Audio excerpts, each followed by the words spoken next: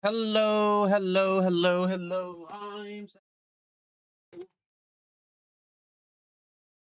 sitting around my room and adjusting here and there and all around general junk. Whoops, that was a weird burp. I had to eat before I start. So I wasn't just talking about food for the first ever, which I tend to do when I don't eat before starting. So I made sure to eat this time. I need to that away. Highlight there. Go here. I need a ping to be like, we've started. We have started. Deltarune. Today. Yep. Yep, yep, yep, yep, yep, yep, yep, yep, yep, yep, yep, yep. No, I'm not doing that. I'm doing it like I want to, which is have an emotional experience from chapter 1 all the way up to chapter 5. I'm not skipping to the good part. God damn it. All right, I'm timing you out again. All right, stop typing that shit.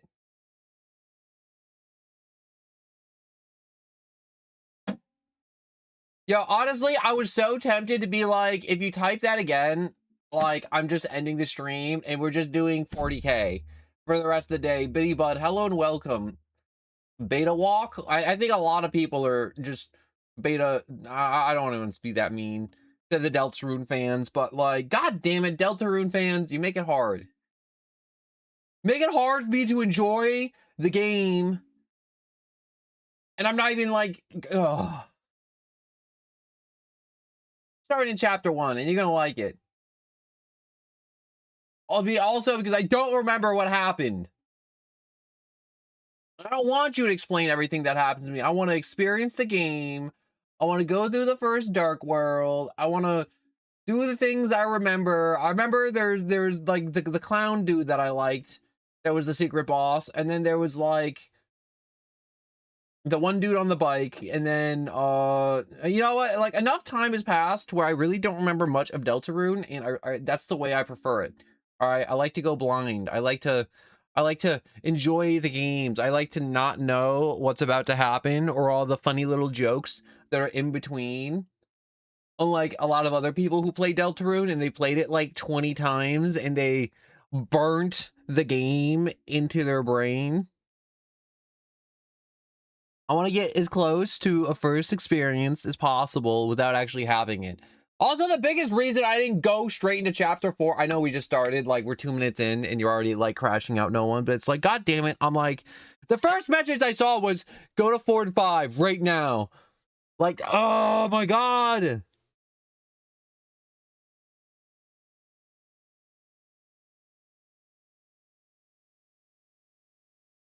Mm.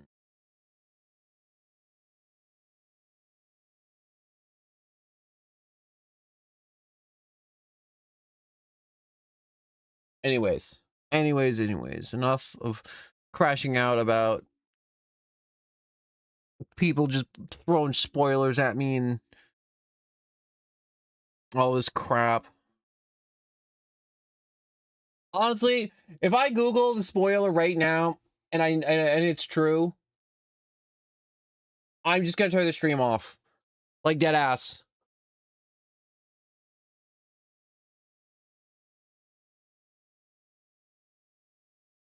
Like how, even if it's like a joke, it's like how hard is it for someone just to be decent? How hard is it?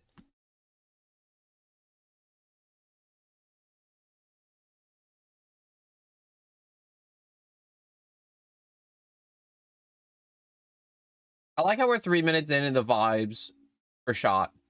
I already shot the vibes in the foot. Anyways, reset. Hello, I'm no one. And if I see any more spoilers, I will twist your nuts off. Mortal Kombat finisher move, nut twist. All right, you know what? We're just gonna put user in timeout. You get a full 24 hours, all right? Only because I know you were here yesterday on yesterday's stream, and I was like specifically like, yo, don't go into the Deltarune stream when I actually turn on the game and type that shit. I hate that shit. I hate it so much. You want a timeout for the full day, for the whole Deltarune. Anyways.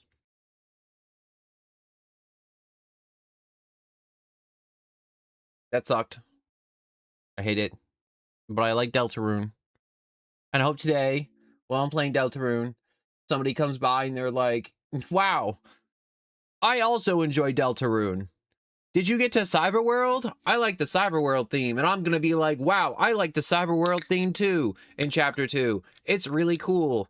I only got to Chapter 3 because by the time I got the end of Chapter 3, everyone made it so miserable that I didn't want to go to Chapter 4.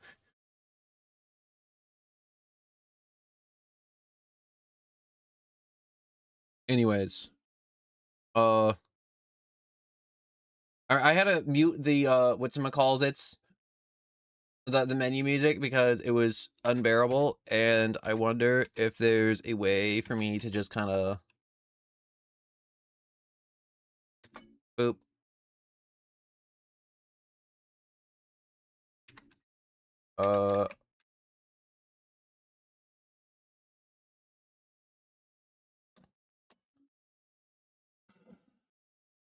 Oh, I gotta like arrow key. I forget it's like Undertale stuff on the keyboard, so I have to like arrow key, enter key.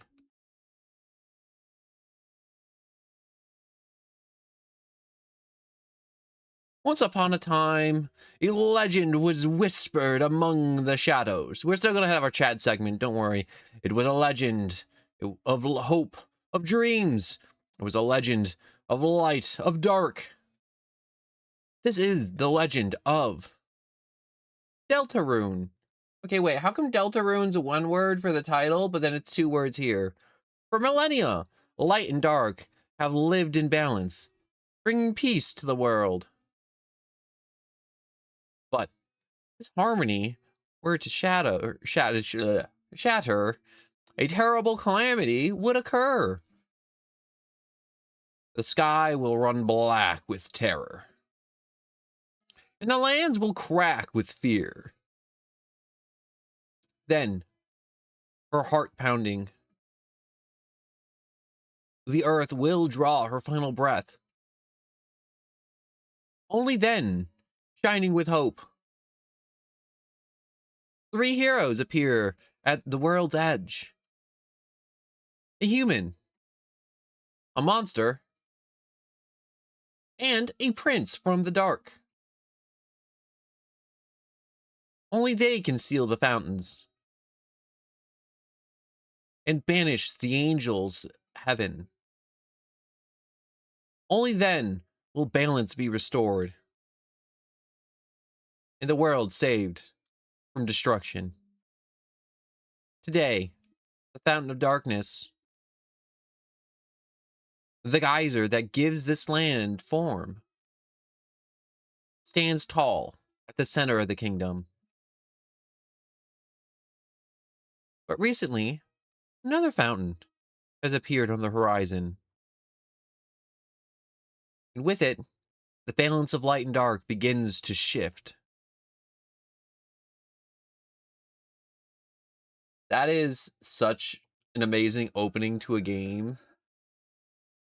Holy crap. I forgot how awesome of an opening that is to just this game. But as you can see, I've done this game twice already. For chapter 1 at least. And oh wait, I should probably I'm gonna keep it muted for now for the menu, because last time I chilled in the Undertale menu, I got hit with the you sat in the menu and listened to the music and chatted. Copyright strike. Which sucked. But anyways,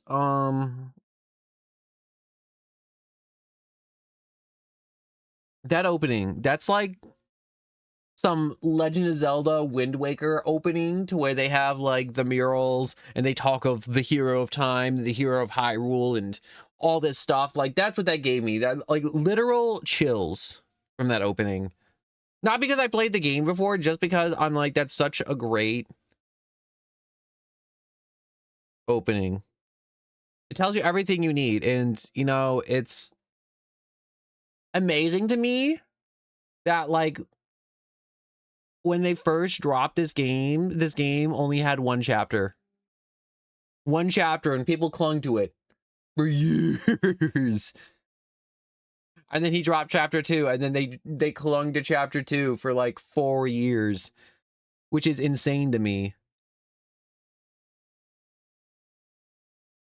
But like, I can't imagine not having content for that long for a video game in early access or in a demo form, and then still being up to date with it in time. You know, when situations like this happen, to where video games take like years to come out, I like to imagine like the people that are like coming into existence, and they're like, what do you mean? You mean like birth? It's like, maybe not.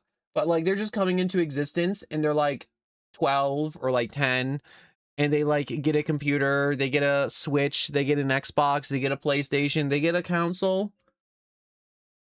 And they exist in a point in time to where they're new to the world, and they're new to gaming as a hobby, and they get to enjoy like the full game, or they get to enjoy the full series. They don't have to wait for, you know, everything to be done. They don't have to wait like 2 years for like season 2 or 3 or 4 or the finale. Like, all the media exists all at once for them. Like Star Wars, but I didn't. You know, Eldritch being and all. But anyways, the meat suit didn't exist for Star Wars. But then then it existed, and then, you know, I got to enjoy all the Star Wars all at once. But then whatchamacallits, if you don't exist when the media is new, though, you don't get like all the funny little like memes and bits and conversations in the hype. Like, you know how there's like Avengers and all the Avenger movies, and Twitch died off to a great start to this stream? Like, you don't get to go to midnight releases if you don't exist, or you don't get to enjoy that big fat dopamine hit when they drop that new content. Waiting for Twitch to come back. Hello. I'm just talking about coming into existence and getting to enjoy full media versus living along the media as it comes out. Whether it's movies, TV, games, board games, entertainment, songs, music, theater, and other such things. Or even just like medical devices. Like, I can't imagine living like 70 years ago in like the 50s, and like having to like, you know, watch the temperature on the car, or, you know, swim in a pool with no chemical in it. No chemical in pool. No pool chemical. Or at least not the right balance. And, you know, people just having like whack medical practices. I can't imagine that existing then. You know, when like people like, I'm not sure if you ever met somebody that was like, "Oh, man, I should have existed in the 70s." It's like, homie, you would have not survived the 70s. You weren't tough enough. You're too soft to survive the 70s. I don't know what happened in the 70s. Maybe like Vietnam or something. I don't know when Vietnam happened. I wasn't alive for Vietnam. But God, it's really hard to think when they're playing like Hopes and Dreams in the menu. Like my brain just feels slow. You know what's wacky to me? When Twitch died and then restarted, it said I had 4 viewers and then the number went back down to 1. And I don't know if that's real. If I don't know if I have 4 viewers, I don't know if the viewer count lies to me. I don't like to look at the viewer count. I like to do the best I can every time.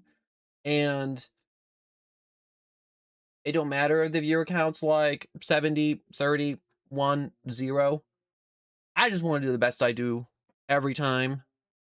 Because the VOD will go crazy later on. Hopefully. Maybe. Remember, drink your liquid. I got my cold liquid. I'm ready to lose my voice talking to every character.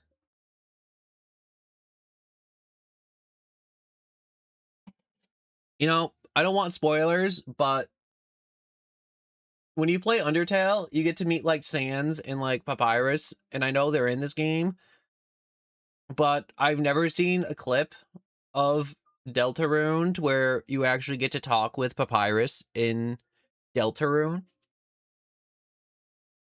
I mean, like I've seen people talk to Sans, and Sans exists, but nobody really gets to talk with all the characters, and I think it's good, but also it kind of sucks sometimes when you're playing Deltarune because you can't always talk to the characters from Undertale because it's like alt universe and junk. But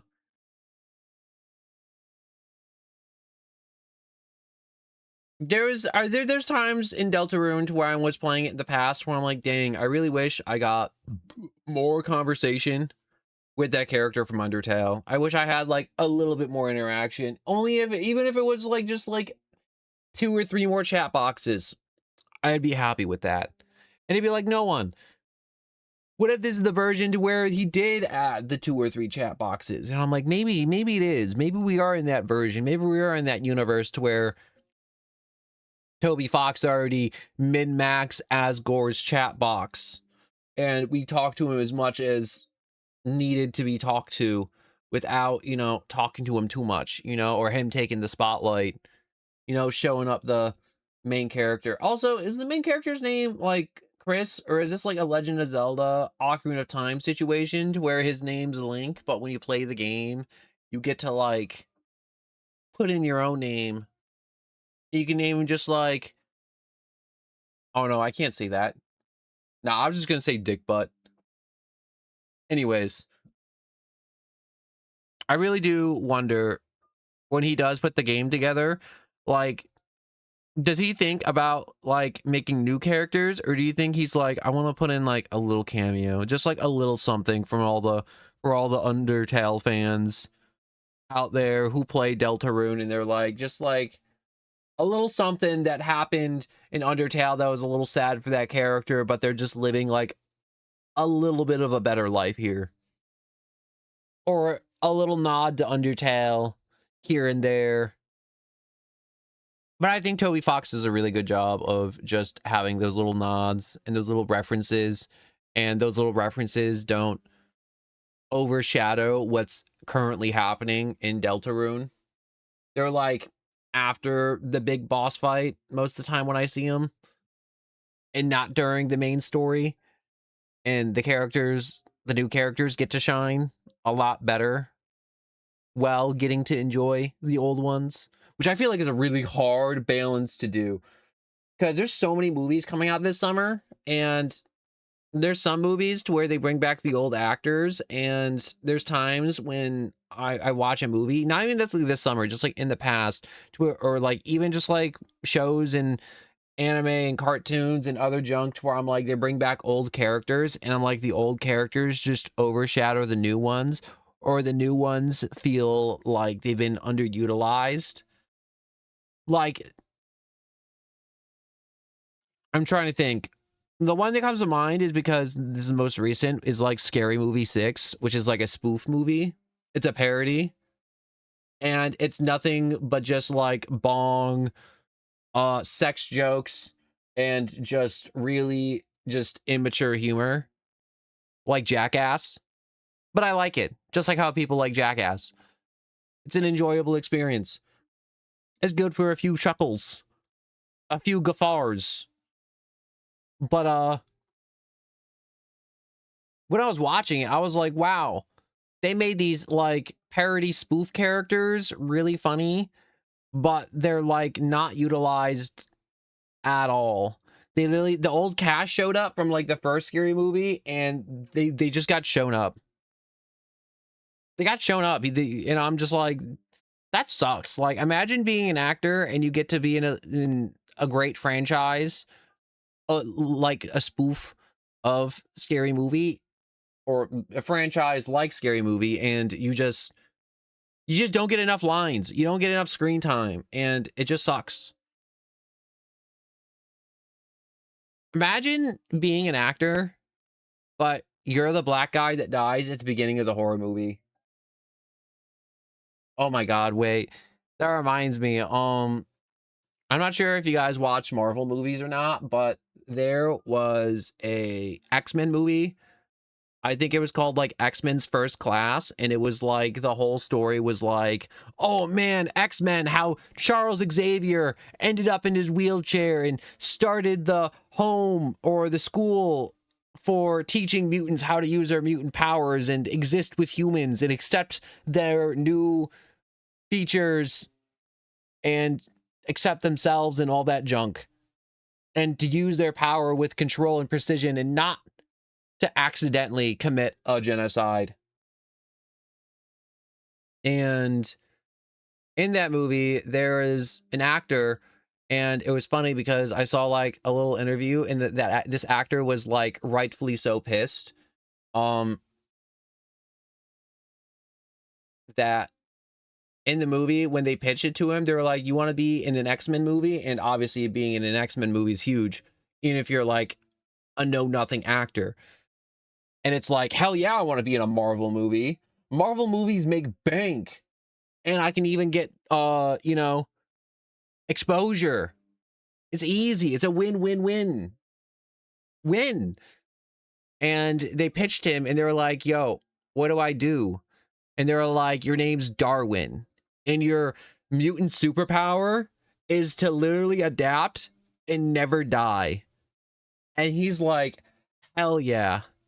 And he had to be like, I don't know, this is just like a gag, or I'm not sure if people super take it seriously, but like in a lot of horror movies or a lot of action movies, for some reason, there's like this trend to where like the African American dude just dies first for some reason. And it's a stereotype slash trend slash just like gimmick that just kind of happens. And he was like, I'm going to play a character in X-Men who can't die. I'm going to be in the whole movie. And it's messed up because if you did watch X-Men First Class, and if you can't tell from this very long build-up, he clearly did die in the movie. And he not only died, he didn't make it to the end. It was literally the big bad showed up, killed him immediately, and then he was out of the movie with a sum total of like maybe 4 minutes of screen time max. And they were like, no one, how do you kill a person whose whole gimmick is to adapt and not die? And I'm going to be honest with you. They found a way to do it. And that actor was, you know, slightly pissed, and rightfully so, because I'd be pissed if I got to be an X-Men and they were like, yo, your whole gimmick is you can't die, and then they kill me in the first movie with like not even a full double digits of screen time, not even a full 10 minutes, just dead, gone, out of the movie, out of the franchise, ejected immediately. But it's okay, because that same actor got to be Mr. Terrific in the new Superman movie. Not the new Supergirl movie that's coming out right now. I don't know. I'm not too interested in Supergirl. Just because I think the movie looks bland to me. It's really just the generic, oh no, my civilization died. I have to cope with this emotion of never being able to go back home and being the last of my race, almost. You know, besides Superman. And the entire plot of the movie is apparently her trying to fix her sick dog. And I'm like, we got the sick dog. We got the civilization gone, never to go home again mentality. And probably a good chunk of the movie just being woe is me, pity party for me. Where I'm like, I can sympathize. I can sympathize with a character that's like, I want my space and I'm sad that all the people I know are dead and my civilization is just dead. Like, that's sad as hell. But also, superpowers is a nice constellation prize. I mean, like, if I got ejected from Earth tomorrow and I went to an alien world and I was their Superman, I would be sad. I would be crazy sad, but also I would be like, you know, all my friends and family are dead, but I get to be Superman. I get to fly. I get heat vision. I get the works, all right? That's a pretty good consolation prize. And I'm not saying I want to be ejected from Earth and be Superman, but you know, if I had to be ejected from Earth, I kind of want the superpowers. That'd be a nice bonus. In a lot of sci-fi situations where you get ejected from Earth, you don't really get superpowers.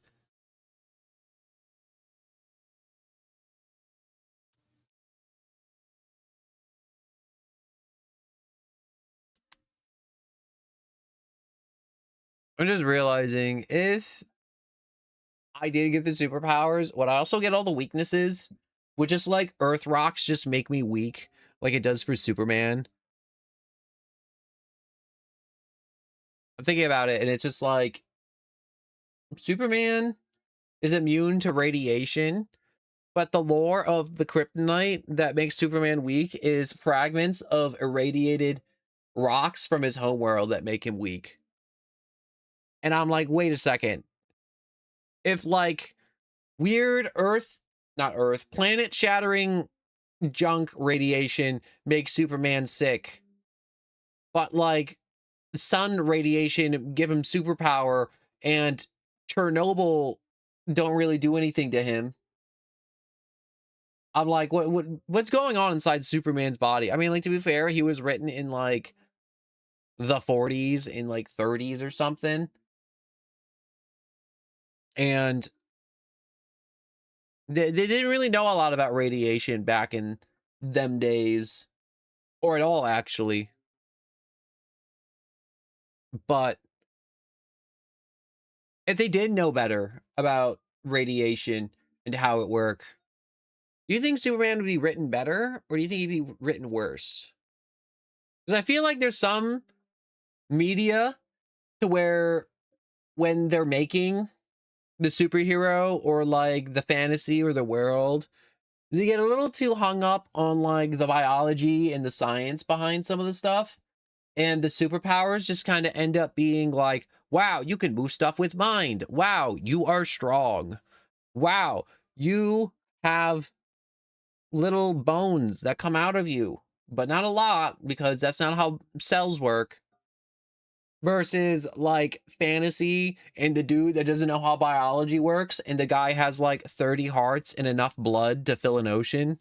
And it's like, how do you have enough blood to fill an ocean in your body? And it's like, I don't know. It's like, well, do you have like some type of like wormhole that holds the blood? Some type of like sub-dimensional blood vessels that just hold it all? And it's like, no, the blood just embody. It's like, hmm. And I feel like when writing something, I feel like you need like a blend of the two to, a little bit of reality to keep it grounded. And then a whole truckload of sci-fi bull honky and ass pulls to just make it entertaining as possible.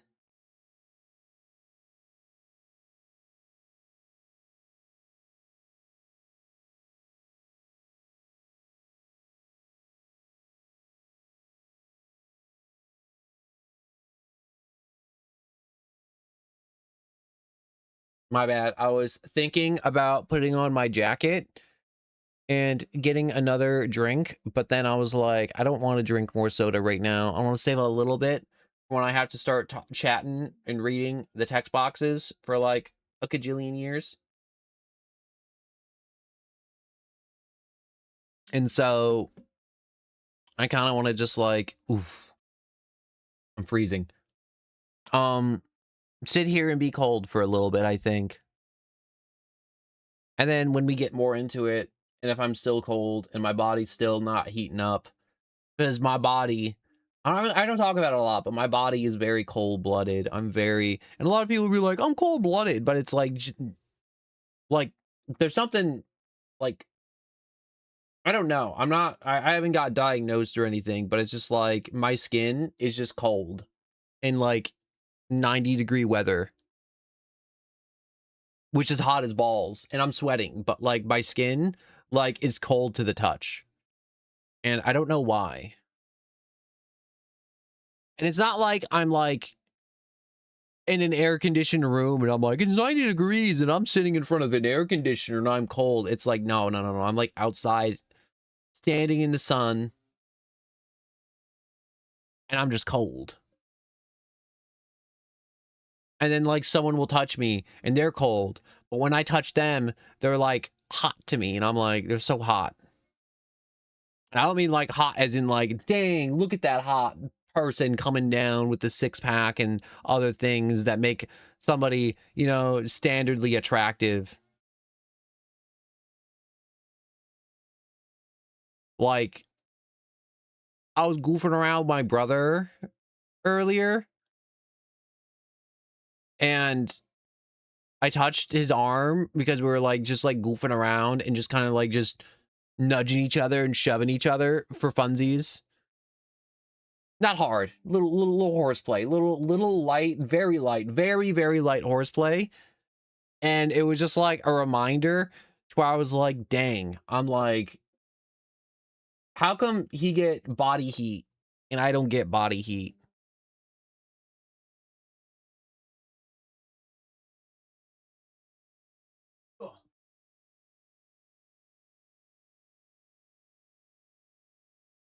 But it's weird because it's like, I feel like I don't have body heat, or at least like on the surface, but I still like sweat and junk. And I'm like, great. I'm like, I'm cold and I'm still sweating, and it just makes me feel even colder.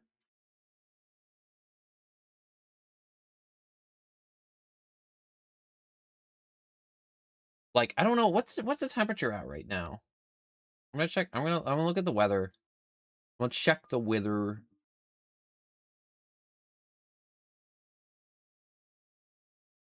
Yeah, it's like 75 out, and I'm freezing. I mean, like, obviously I'm inside and I'm streaming, but I also have my computer heating my room like a goddamn oven, and I'm still freezing. And he'd be like, no, when are we gonna start this stupid game? Like, we'll start when I'm ready to start. All right, when I'm done chatting, because somebody's gonna come by and they're gonna be like, wow, no one, I can't believe you're not responding to my messages. Read chat, read the chat box. And I'm gonna be like, I'm literally reading the dialogue right now at the most tense point of the story. It's like the climax. We're like fighting the boss. There's emotions, there's drama, and then you're like, no one, would you want a hole in a donut, or would you want a hole in you? And it's just like, why would I want a hole in me versus the hole in the donut? And it's like, well, you only get to keep one of the holes filled. And it's like, So I'm either keeping the donut holes, which are just balls of dough, but they're donut dough, or I get to keep my body unholy. I personally would like to keep my body unfilled with holes. If I could. That would be ideal. I don't think anyone's walking around, they're like, man, I want to poke a bunch of holes in me. And you're like, no one, people do that all the time. And I'm like, what you talking about? And they're like, well, it's like there's piercings. Duh, no one. You can get a belly button, you can get an eyebrow, you can get a lip, you can get a nose, you can get an ear, you can get it on your side, you can get it through your hands, you can get it down by your somethings. You can put it through your lip a second time. You can put it through your tongue. You can split your tongue and have a weird snake tongue so you can taste the air. That's how that works, right? When you split your tongue, you can taste air like a snake. And don't try and be that smart a guy that's like, no one technically, snakes feel the heat in the air and they use it to smell through their tongues to pick up the taste of their prey and tracking instincts and predator instincts. And it's like, I don't care. All right, the snake tongue go out, he lick the air, he know where the mouse is, and he go for mouse.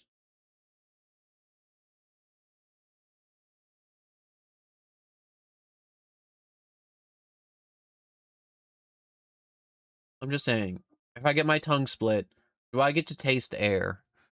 I don't want to split my tongue though. Maybe there's a time to where I was like, I want to split my tongue, but I'm like, I don't think I'm handsome enough to pull off a tongue split.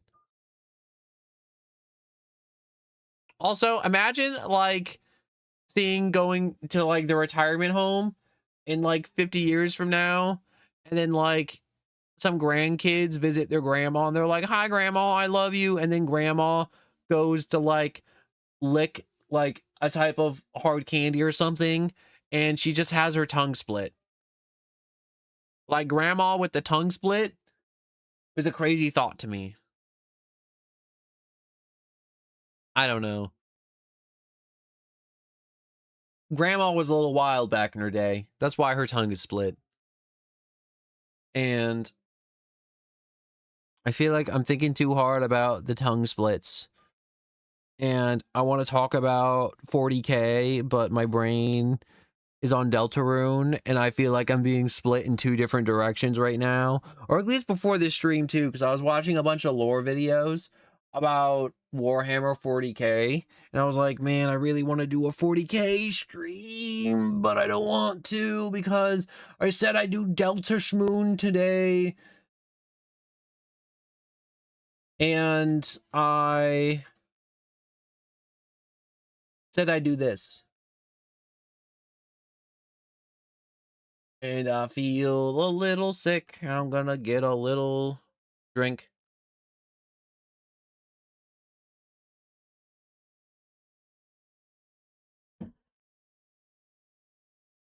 But I don't have a fun little thumbnail prepared for 40K, and I prepare the Deltarune thumbnail. It'd be like, no one, the Deltarune thumbnail has a black background. I'm like, yeah, because we're in the dark. That's the dark. The dark worlds. They're black. Because that's what dark is. It took a long time to get the right black. And you'd be like, no one, there's no such thing as different blacks. Oh, no, no, no. There totally are different blacks, all right? Well, that's a different conversation that I don't want to get into because there's not that many different blacks. There's black, and then there's blacker black, and then there's the blackest black. And then them's all the blacks. You now know all the blacks colors to be. And I'm trying to keep my head on straight, and my body is for some reason now just like sweating a butt ton. And I don't know why.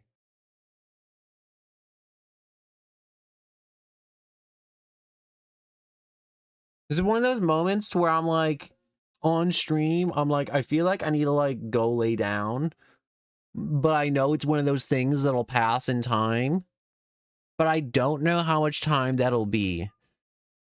Because whenever I feel this way, it's either A, my body continues to feel this way till exhaustion, and then I'm like, all right, I guess I'm just gonna have to fall asleep now because I'm just out of gas, or it just fades away and I get to continue being awake for the next some odd hours.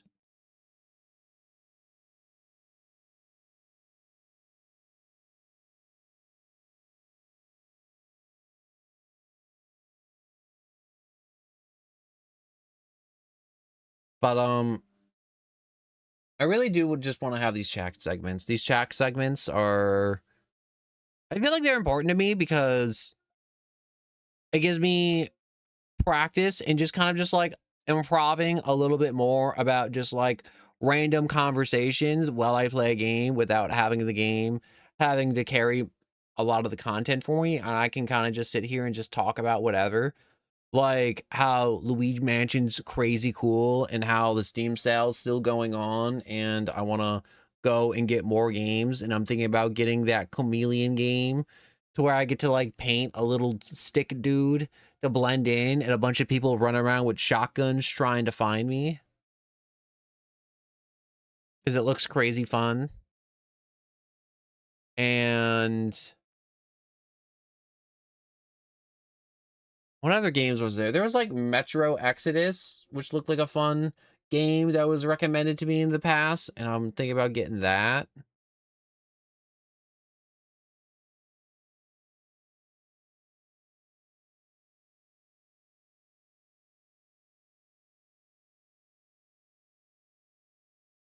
I'm not sure how good the Metro games are, but there was one and it was like $1.99. I'm like, I can afford $1.99. And now that I'm thinking about it, like that was the biggest reason I actually got into like Undertale. It was like a summer sale like this, and it was like Undertale was $1.99, or it was like 50 cents. It was like something that was so absurdly cheap. And I was like, a bunch of people were like, yo, play Undertale, play Undertale. I saw it like when I was starting out streaming, and I'm like, I should try it. Even though it's like a really weird cringe game for weird people to play, because all the people in my school are like super weird when they talk about it, and super creepy and super cringe. And I'm like, my understanding of Undertale as a game was, for the longest time, was for cringe weird people who like to publicly humiliate themselves and make everybody uncomfortable, regardless of how you feel. Like this weird combination of like social awkwardness and selfishness. And it really off-put me from the game. It also really sucks because there's a lot of media that exists now to where the fan base does actually do stuff like that, and people are like, yeah, I don't want to do it. Like 100% Deltarune and Undertale fan base is like that, to where they're like weird cringe, but I feel like if you have the weird cringe fan base, it's because your media is really good, because you are appealing to a big pool of people, and the normal people are just like normal people, and they're like, yo, I like Undertale. Undertale's a good game. Like me. And then there's like the people who can't handle anything, and then they fall in love with something like Undertale, and then they just like, they're unbearable about it. And they scream. You know, like when you see like the balance changes for a game, and it's always like the smallest pool of people. Like it'll be like a 0.5% or like a fraction of the percent of the player base is like screaming about like something being overpowered, but like the other like 99 point something other people playing the game are like, yo, this is fine. We're okay with this. But that thing gets changed because that like point zero something players were like screamed the loudest. Wait. Gotcha, sucker.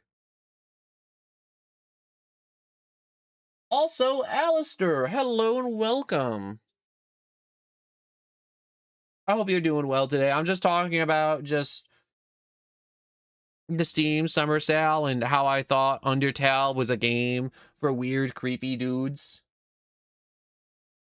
that are cringe and just, it wasn't good. But Undertale was good. And I spent like 9 years not playing Undertale because I thought it was a game for like cringe, weird people that like to just go outside and publicly humiliate themselves in the most cringe way possible. Oh my gosh, there is this one couple at my school that would literally just talk about Undertale every morning, and then they just like do what they imagine kissing was like on each other, but never actually kiss. And it was really weird, and they just be like, I'd be like barely awake, and I'd shuffle into the cafeteria at like 6 a.m. and I just be like just trying to get like food, like an egg sandwich or something, and they'll just be at a table and they'll just be like rubbing their faces up against each other but not actually be kissing, and I'm like, why? That's not cringe, that's weird. Weird can be cringe. No, weird is what I am. I'm weird. That's cringe. That's like, that makes you audibly be like, ugh. It makes you want to scrunch your face. It makes you want to like avert your eyes. Like weird is like, yo, that person has like an extra finger. Weird is like, yo, that was like a really weird situation. But cringe makes you want to avert your eyes. Cringe makes you feel ashamed for them.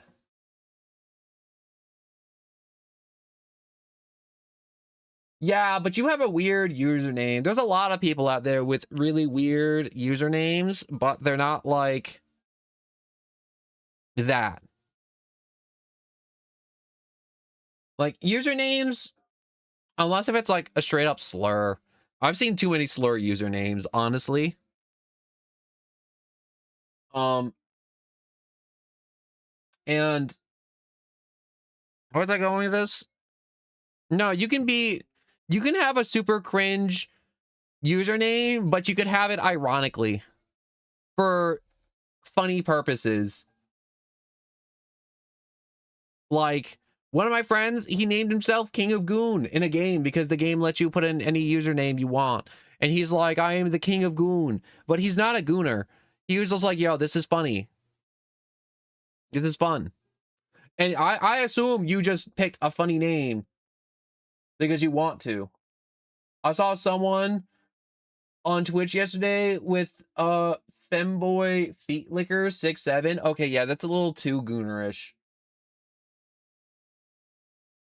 Like, I draw the line at the femboy names. The femboy names, I think you've passed the territory of being ironic, and you're just down bad. You're just a gooner. Because for some reason, in my time on the internet, whenever people talk about femboys, it's never in the way of like being funny or humorous. It's always like how people take a joke too far, like racially or like sexually, and it's just like it's no longer a joke. Like they'll be like, ha ha ha, I'd never be into femboys, and then you'll be like a few months later talking to that person will be like, oh no, I'm super just down bad, and I just like to watch adult content in the Discord channel and post adult content in the Discord channel, and I'm just too down bad for my own good. And it's like, all right, bro, you need help. You need professional help. You need to like stop walking around with one hand. And if you have femboy in your name, it's not a joke. That ain't a joke. If your name was just Feet Licker, I'm like, yo, that's funny. That's funny. That's a funny down bad name. I don't believe you're licking feet. All right. I think you're just doing that for comedic purposes. But you put femboy in there. Like, I saw somebody be like femboy armpit enjoyer, and I'm like, all right, you need to stop. Or it's just like, especially on like Roblox, which is like such a weird platform now. Roblox, the game made for kids, but not for kids at this point. Like, if you play Minecraft or Roblox or like any of these games, there'll always be a group called just like femboy something. Femboy something. It'll be like femboys enjoyers, femboy capturers, femboys something. And it's just like, I'm so sick of the femboys. If I see one more femboy, I'm gonna crash out. I'm gonna make freaking lose it. I'm gonna lose it so bad that Red Bull's gonna show up and they're gonna want to sponsor my crash out. The femboy names, essentially what I'm trying to get at, they're not being ironic. All right, they're not. They're gonna try and tell you they're being ironic. They're not. They're not being ironic. They are down bad, and they do want a femboy. I saw someone's name, and it was just like lactating left boob. That one's weird. That's a weird one, but that's not far enough.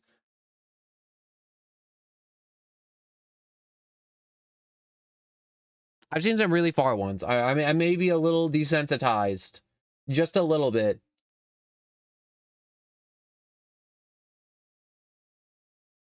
Like, I saw one name and it was just like Adolf Drippler, and I'm like, yo, that's goofy, that's funny, that's a little racy, but I'm like, I can appreciate that as a funny, goofy name. And I see that name and I'm like, that. Wait, hold up. I gotta over here.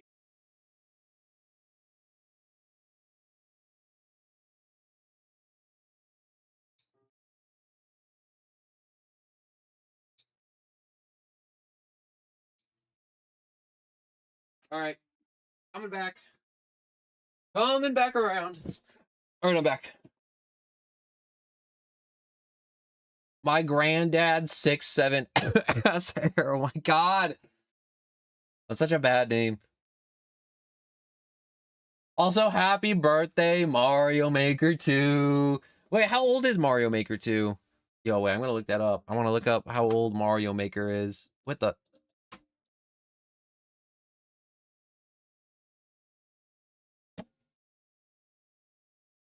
Why does that pop up? That happens on my computer sometimes, and it's just really weird that it pops up. And it's like always just like some news story about like some crap like Trump did or something, because that just does news.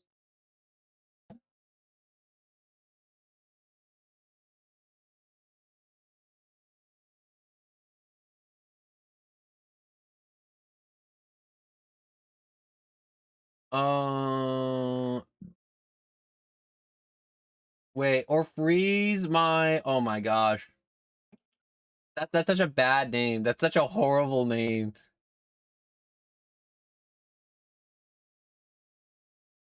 All right, what was I looking up? Oh yeah, Mario Maker 2 release date. Mario Maker 2 release date.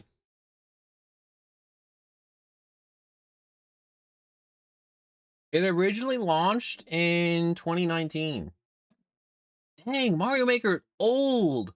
Am I old? I feel old. Do you feel old yet? Guys, you'll feel old eventually. And you'd be like, no one. What if I'm like terminally ill and I'll be a skeleton soon? And I'm like, don't worry, you'll still be old. Skeletons age. Skeletons get older. Nothing can stop time. Not even the heat death of the universe.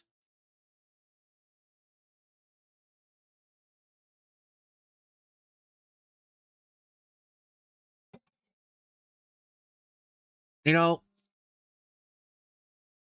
looking over and just seeing these goofy names are really nice.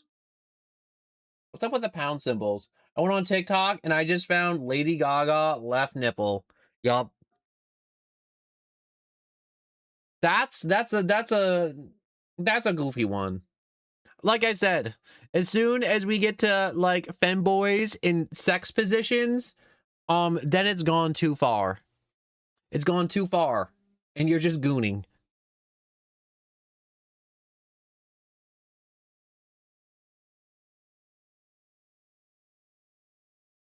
I think it gets really weird though when it's like an anime character that's like underage and it's like, no, that character doesn't exist. It doesn't matter if they're pining for some character that's underage. And it's like, what if that person's also underage? And it's like, well, one, I don't know the age of every rando I meet on the internet.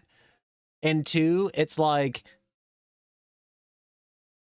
it's just weird because it's like something oddly super sexual. And you'd be like, why are we talking about this on a Schmelterune stream? And it's like, well, we're talking about this in the... That's a crazy name. But why are we talking about this on the Deltarune stream? It's like, no, we're talking about this in the chat segment. And we're just chilling here until I start Deltarune.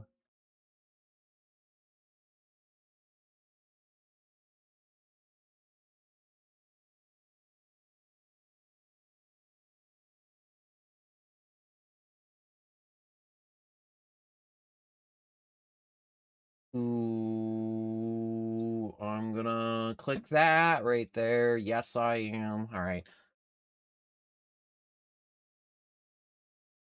No, but I had a rough start to the stream, and I just want to say thank you guys for showing up and chatting with me. Even if you don't stick around for the full stream, or if you're just here for the funny chat segment, I want to thank you for showing up and making this stream already very special already.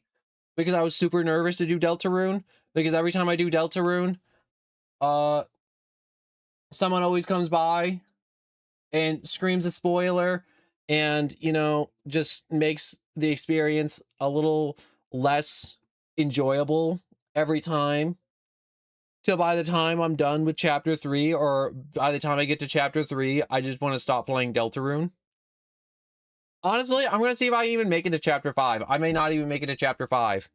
Because if I get a bunch of Deltarune fans that show up and they're just spoiling what happens in chapter 5 while I'm in like chapter 2, I'm just gonna be like, I give up. I'm like, I'm just gonna have to play Deltarune off stream. Or just record it and just make a video. And not do it live.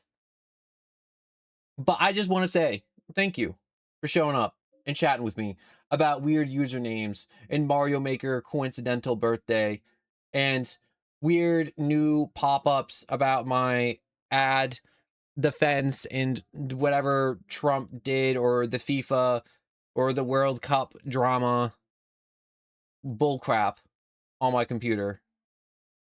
You know what's weird? Like on that pop-up, it gives me weather, but like I don't have the location on my computer on because I'm super paranoid. Aren't real. They're the little drones that follow you around to report to the government. But that's a different topic. But like I have the location off, but for some reason the weather application on my computer is just like randomizing it sometimes. Sometimes I like to open up the weather application and it'll be like, yo, right now it's freezing outside. And I'll be like, yo, where is this? Like Alaska? The North Pole? Or it'll be like off by a few degrees and my computer will gaslight me and I'm like, yo, how come my computer's telling me it's 65, but it feels like 80? And I'll look at my phone and I'll be like, oh, it is 80. I got gaslit by my computer. Again. But, I don't like having my location on. Even on my phone, I don't like having my location on.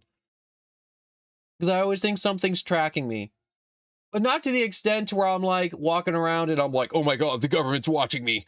Put on tinfoil hat to prevent the 5Gs from reading my mind. I'm not that bad, but I'm like, I just don't like having my location on. I've heard some stories of like with Apple products to where people could be like, yo, find my phone. And they put in like their friends' phones and they're like checking up on where their friends are. And I'm like, yo, I don't want my homies knowing where I'm at. I don't need my homies knowing that I'm just a big fat chud that's just sitting at home playing video games by themselves and not going out and enjoying life and its infinite splendor that it has for me to enjoy. No, I don't need people knowing that I'm just sitting at home playing Deltarune, talking to a microphone in a room by myself to strangers that may or may not be watching because Twitch viewer count likes to fluctuate harder than Oprah's weight whenever she gets off the diet pills.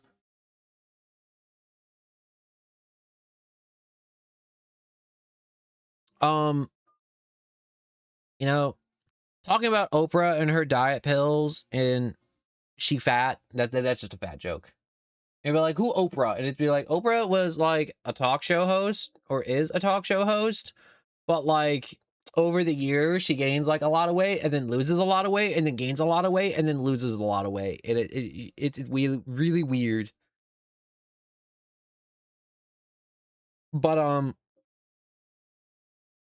I got for the summer sale for me, I got a 40K game called Dark Tide, and I got to play with one of my relatives the other day that I don't talk to often, and I was like, it was a lot of fun, and it was like my first time playing the game, and they just got the game like the day before. And in the 40K universe, it's a sci-fi setting, all right, but there's orcs.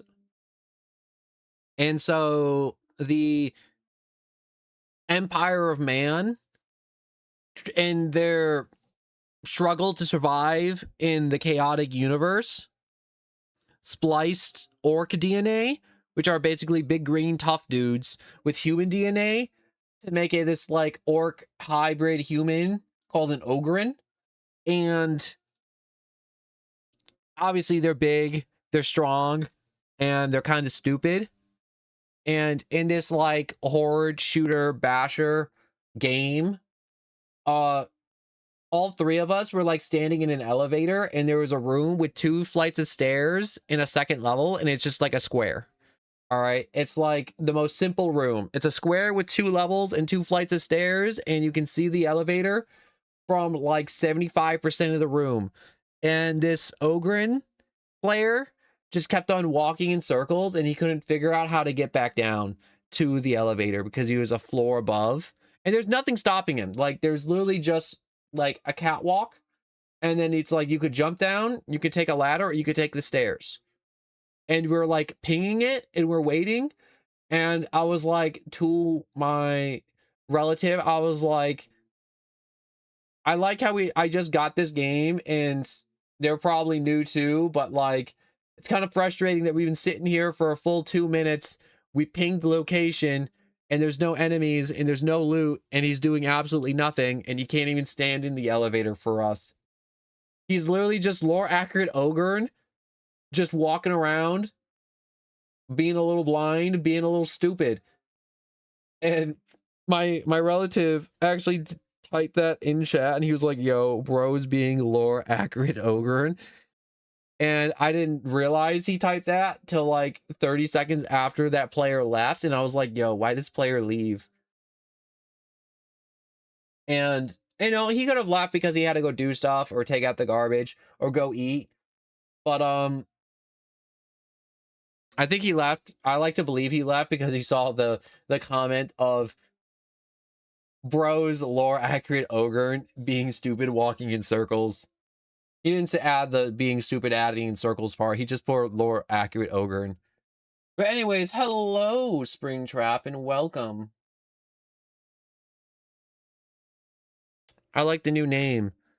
I was just talking about playing Dark Tide 40K yesterday because I played that off stream or after stream after playing video games for 8 hours, which is absurd because you'd be like, no one, you played another game off stream. It's like I like playing a few games off stream. I like to clown about. But I hope you've been well. And this stream's already been wonderful already. And I can't stress how much this stream's been wonderful with people showing up and just saying hi and hello. And it's been nice. And it's been wonderful. And besides the first minute and a half of the stream, no spoilers. And it's perfect. Yo, you dare enjoy yourself instead of streaming in a 24/7 hell state of constant, what's it called? Content creation. Well, yeah, there's some people I talk to in social interaction, and they're like, I don't want to be on stream. And I'm like, I want to talk to you and play games with you. And they're like, well, I can't be on stream. I don't want to do it on stream. I'm like, that's okay. That's fair.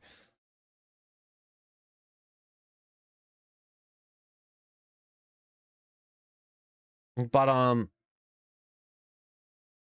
I do want to do other junk in the future, like Dark Tide and some 40K junk. And, you know, just sacrifice orphans for the machine god so I can get my Wi-Fi back on. I think that's how that works.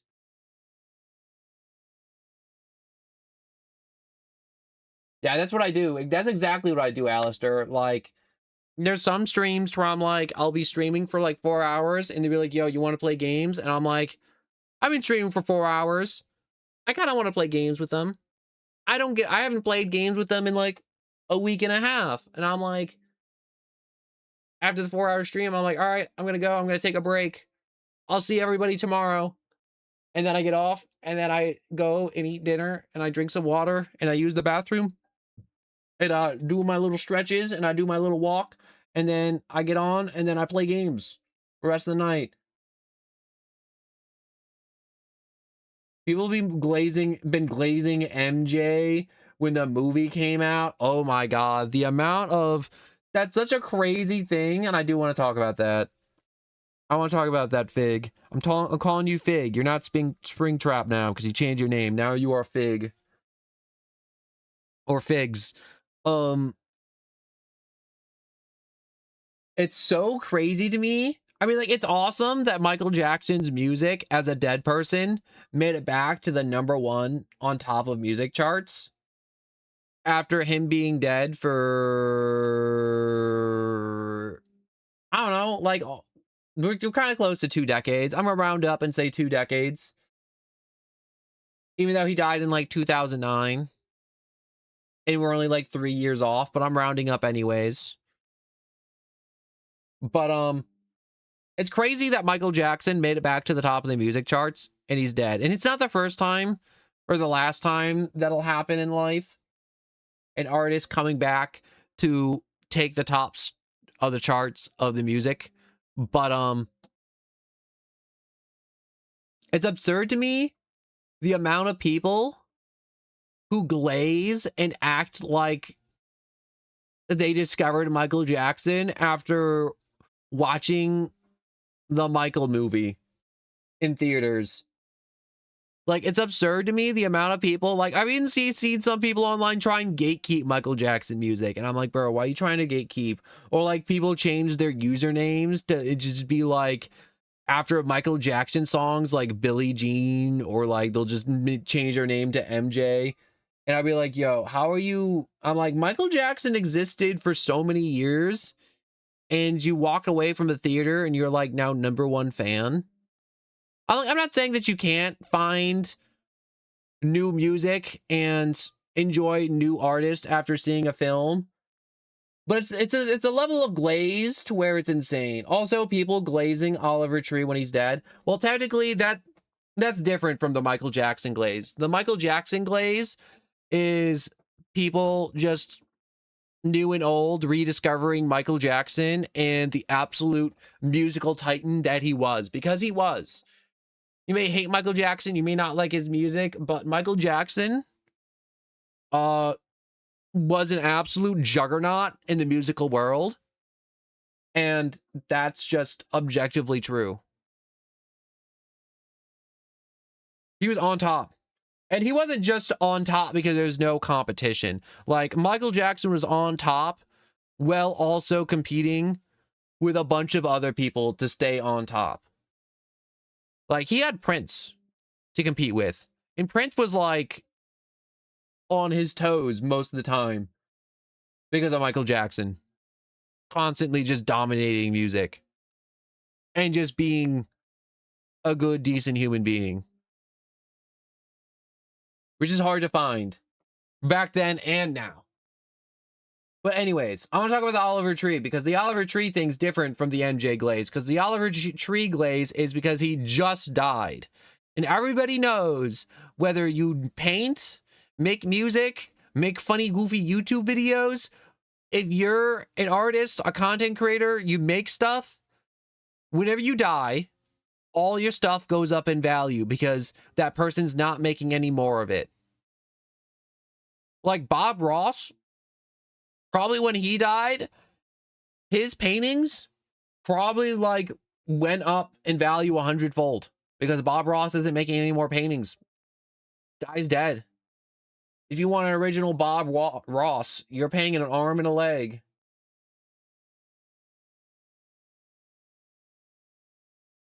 Also, people thinking Oliver, that's just like normal junk that people say. That's just the whatchamacallits. I was gonna say the content wheel, but it's the rumor mill. Just kind of pump and junk out.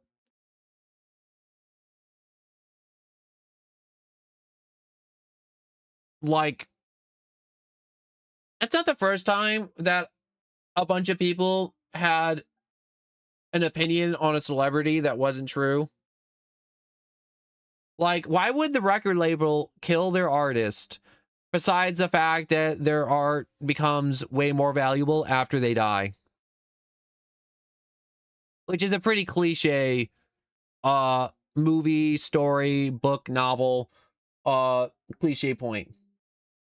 Also, I've always liked Michael Jackson. Everyone loves Michael Jackson. Everybody loves Michael Jackson, except for the people who don't. My dad actually doesn't like Michael Jackson. He's just like, I don't like his music. I don't like pop. And I'm like, that's fair. It's not like he's like, I hate Michael Jackson. He was just like, yo, I just don't like his music. I did not enjoy it. I was alive for Michael Jackson. I did not enjoy it then, and I don't enjoy it now. It's just his taste. But Michael Jackson's great. There's one song of Michael Jackson that I really like, and I'm not sure I don't think it's even a popular one. I know it's one of the bigger ones, but it's not like bad or like the really big Michael Jackson songs.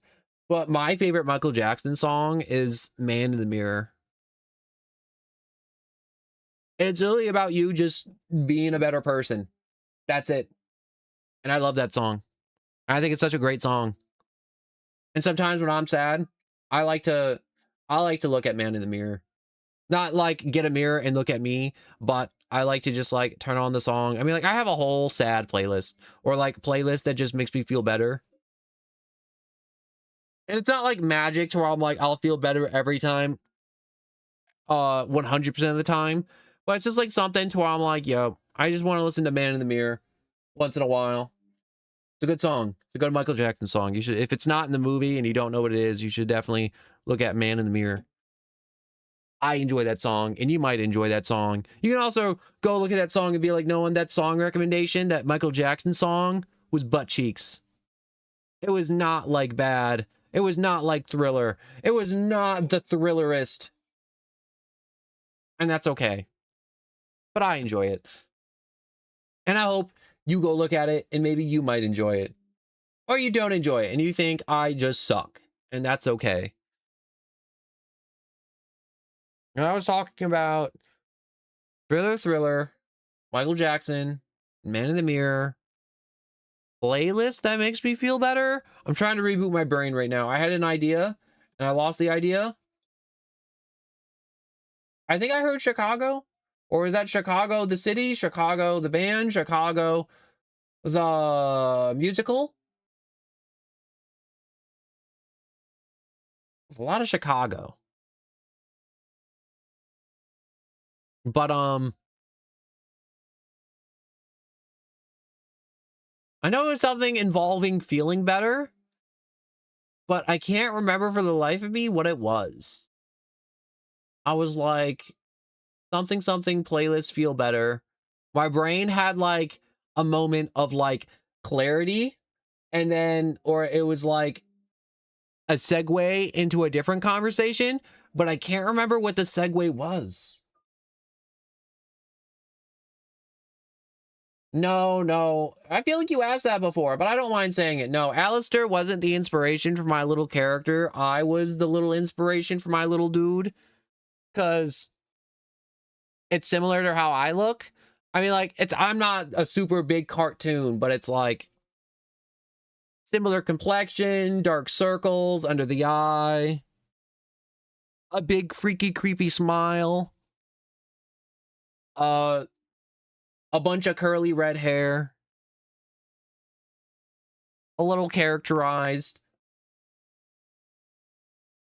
But my dude's based off me. And I have a bunch of little junk in the character design that you'll see that I took from other series that had an impact on my life, or maybe it's just a bunch of really cool stuff that I thought was cool that I jammed on my clothes and around, and that I like to shift around. But yeah, I get that a lot, but that's okay. I don't mind it. I don't mind it at all. There's times where I thought about, I'm like, do I redesign it? And I'm like, no, I shouldn't redesign my own little dude because that's just me. It's just how that smile. How do you smile that much then? It's not hard. You just smile. And you just have a good time. And also, it pisses off a lot of people. And that makes me want to smile more. And it's great.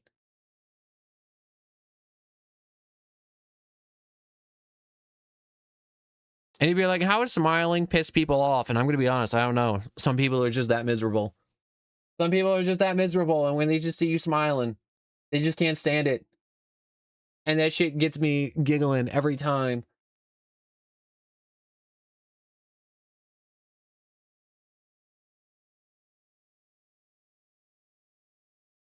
But there's also times where I smile too much and I'll just be like enjoying my day, and I'll just be like walking through a funeral and everyone's crying, and I'll just have the biggest smile on my face, and they'll be like, what's so funny? And I'm like, what? And they're like, you're smiling. And I'm like, oh, my bad. I'm actually very sad that this person is dead. And I have to sometimes watch where I'm smiling. Or I'll just be in the checkout and I'll just be like buying an energy drink, and the person will be like freaked out, and I'm like, oh wait, I'm smiling like a maniac again. I gotta chill out. I gotta stop smiling. And just put on the good old mask. The mask that makes me look like a normal person and not a smiling freak. Yo, you smiling at funerals? Yo, I'm smiling and laughing in inopportune times because A, I'm nervous, and B, I think of really funny things, and I just prefer to just attempt to be happy. I mean, like, I'm not happy all the time. But I don't know. I just have different takes on stuff. And it's not like different takes as in like hot takes, but I'm like, a lot of sad stuff has happened to me in my life, and I'm not going to sit here and just trauma dump like some loser, but like a lot of sad junk has happened to me in my life, and I'm like, I can sit here and I can be sad about, you know, people passing, friendships ending, getting decimated, having dreams absolutely obliterated, crushed, and then atomized. Or I can be happy that I had that friendship. I can be happy that that person was in my life before I got absolutely used and abused, or I can just enjoy knowing that I had those happy moments with that pet animal in person for that time, instead of just sitting there being like super sad. Like, I met somebody and they were like, yeah, every month or like once a week at this time, I like to take out a picture of my dead dog and I'd like to cry. And I'm like, and I met a few people that like do that, and I'm like, why would you do that? Like, I think of my dog that died, and I'm like, I'm glad I had my dog, and I'm glad my dog isn't like one of those dogs that lived to be like 20 and like turned into a pile of mush. But I got taken from me too soon, and that sucks. But I'm happy I had him. Yo, I know I'm imagining like a funeral, everyone's like crying and no one's just sitting there smiling, grinning in his face. That's exactly what it is. That's exactly what it is.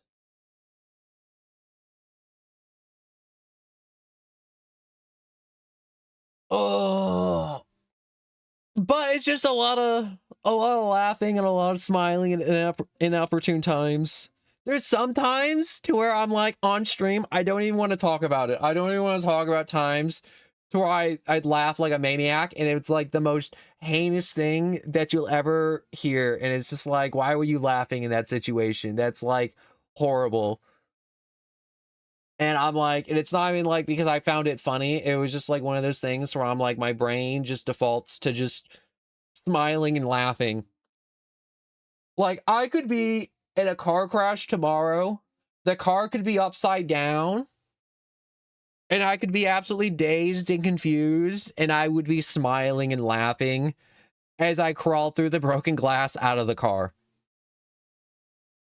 testing out if all my limbs still work. 100%. And I've been in those situations. I mean, like, I haven't been in a car crash like that, thank God. Counting my blessings for that one. But, like, 100%, like, my mentality is literally just... It's not even, like, a mentality to where it's like, you know what I hate? The mentality of, it is what it is. It is what it is mentality is good, but it's so bad because there's some people that use it as a crutch so hard to where it's like, homie, it isn't what it is, all right? To where it's like, oh man, I wish I had like, I was a healthier person and I wasn't an overweight chud. It is what it is. It's like, no, put the snack cakes down. Put the fruit snacks down. Stop drinking your stupid sugary drinks. Stop drinking your white Monster and have a goddamn celery stick, all right? Have a celery stick. Have some water, go for a walk. It doesn't even have to be a long one. And just be a little bit healthier.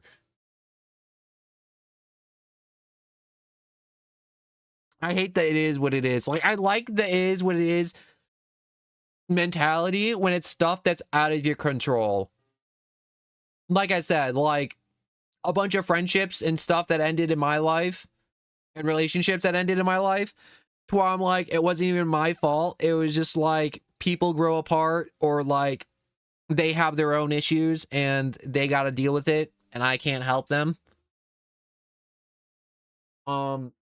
It is what it is. Yo, you probably saw someone in a wheelchair fall down some stairs and you would smile. I'm going to be honest to you. If I saw someone in a wheelchair go down some stairs, I would probably be running down the stairs to check on them, but I would be laughing like a maniac the entire time. Like full-on Joker laugh.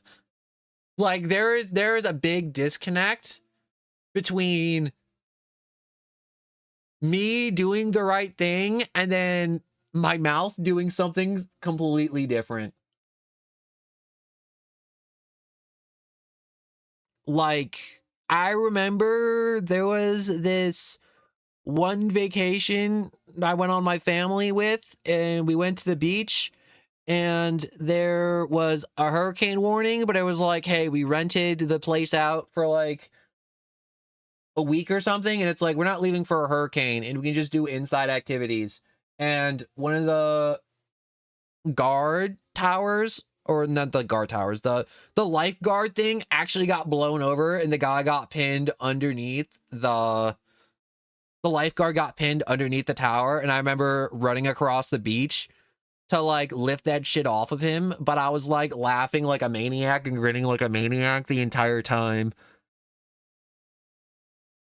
And thankfully, like, some of my other relatives saw me running, and then they also started running after me to help too, which was really cool because that shit was heavy and he was fine. He just got pinned. It's okay. The lifeguard towers are like made of air and 2x4s. But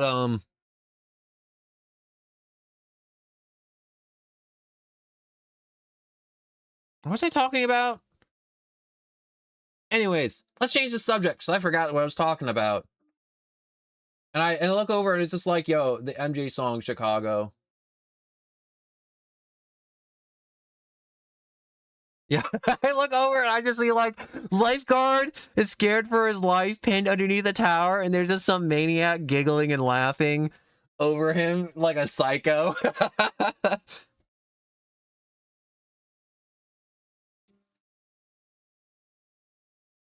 No, but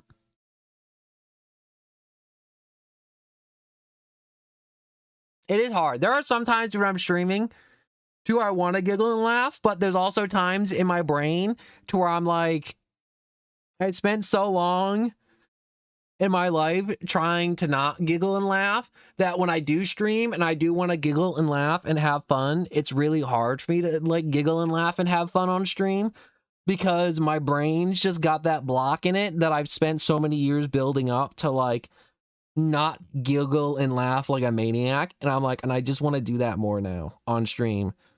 Not because of popularity, not because of anything. It's just because I'm like, I just want to be my freaky self in my own weird little quirky ways that don't hurt nobody. That just likes to giggle and laugh too much. Like a little freak.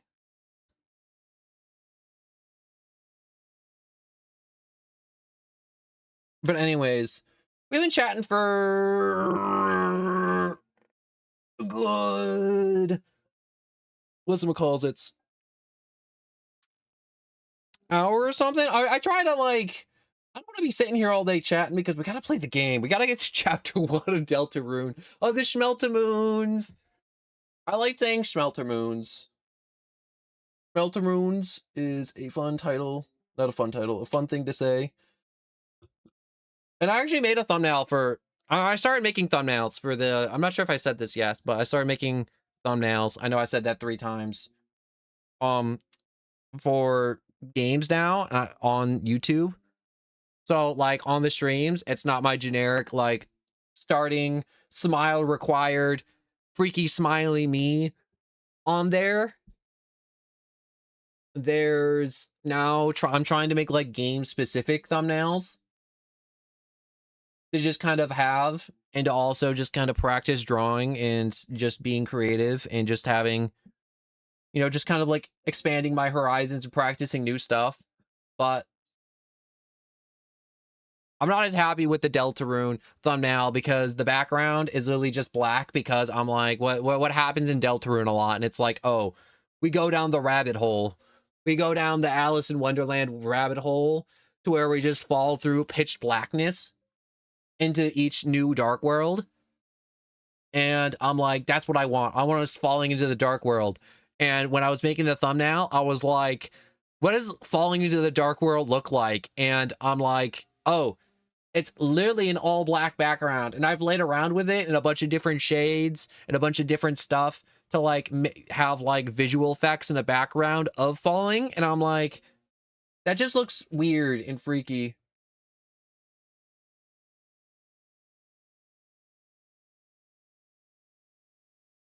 But yeah, I wish there was more of a background for that. And it's like, no one, you could have changed that. But I'm like, no, I really did want to have falling down the rabbit hole. And I really do. I think I'm getting better at it too, Alistair, to where I am eventually on these streams. It will just be nothing but giggling and laughing like a maniac and me doing the most diabolical things. Like, when I was just playing Warhammer the other day, I was just like off stream, giggling and laughing like a maniac, chopping heads off and, you know, tossing heretics into the void. Well, I shouldn't say into the void, over the railing and into a bottomless abyss, because the game devs did not put a bottom to the hole. A lot of bottomless holes. You know, I don't really like Gears of War 5. I played Gears of War like 3 and 2, but like 5, like I played the Gears of War with the like original dudes, not the new dudes to where he's like, I'm the son of like the original dude.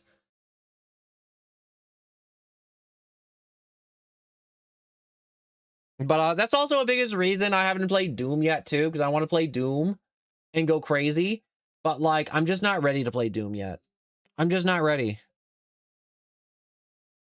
When I feel the cackles and the giggles and the mischievous energies come through me, that will be the day the Doom stream pops off. I mean, like, I do feel those energies, but it's hard to hold those energies for 8 hours. Ugh. Hold up, wait. I'm gonna change because my body is just like sweating for like no reason, and it's like I put on my deodorant and you know it's just hot. I mean, that's probably the reason. I literally just listed the reason. You ever like start talking and you're like, dang, I really didn't think that one through. I'm just gonna change my shirt real quick.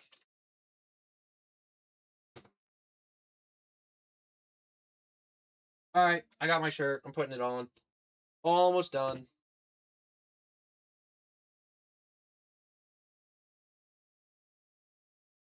All right, done. New shirt acquired and equipped.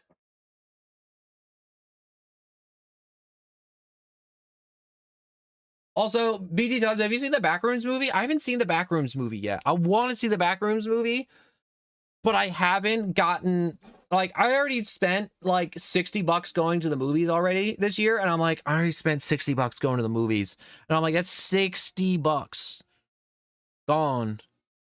Because there's so many movies good movies that came out. Like, I went to go see The Mandalorian. I saw Scary Movie 6. I saw The Amazing Digital Circus in theaters, which I really needed to do.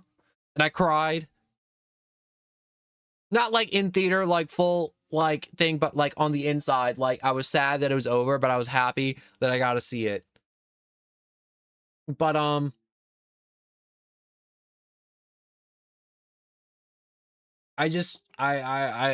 haven't seen the Backrooms movie yet because I'm like, I think I'm just gonna have to wait till it comes to streaming to see it, which sucks.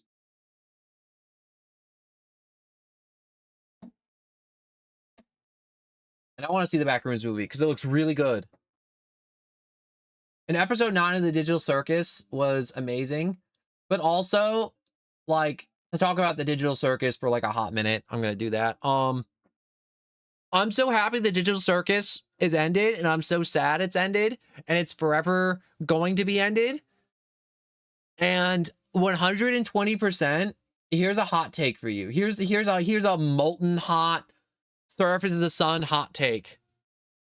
100%, I don't think as fans of the Amazing Digital Circus,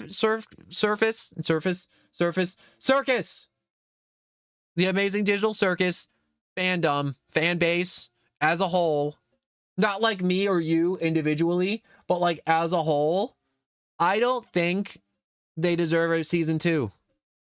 There's a hot take, and I'm going to elaborate. I'm going to elaborate on this one. All right, don't come at me with your torches and pitchforks yet. All right, here's why the Amazing Digital Circus fan base does not deserve a season 2. All right, besides the obvious, the story is complete in its entirety, and the writer just wants to be done. If I was the writer of the Amazing Digital Circus, and I had millions of people love and appreciate my creation worldwide, I would want to provide that. But also at the same time, the fans have given so much shit to the creator Gooseworks to the point where I'm like, if she's like, I never want to touch this IP or be in the same zip code with this IP ever again, I'd fully understand. With just the amount of death threats, getting absolutely hassled on social media, or people just constantly sending her messages about how the show should progress and which characters should absolutely sloppy makeout session in the next episode because they want to. And people getting upset about Gooseworks talking about the characters as they are. Like, there was one post to where someone was like, I don't like Digital Circus because my favorite character isn't getting enough screen time. And Goose is like, oh, well, we have two main characters in the show. We have Pomni and Jax. And so they get the most screen time because they're the main characters. And then everybody just started just absolutely just dogpiling her on social media. And I'm just like, oh my God. I'm like, she didn't have to respond. Like, Goosework was like actually very polite and nice in all the posts I've seen, at least. Even with the people trying to shit talk her. With the Digital Circus. And she's just like, yeah, I wrote the story about the main character. And then people are just like pissed about that. And I'm just like, 100%. I'm like, I would want a season 2. I would like maybe like an extra special episode or short, knowing a little bit more about their lives after the events of the story. Or maybe even a prequel of when the circus first started. But I don't think we're ever going to get that. And that's okay. Because I'm happy to have gotten what I've gotten at all of the Amazing Digital Circus. Yeah, I saw that. And I'm going to be honest.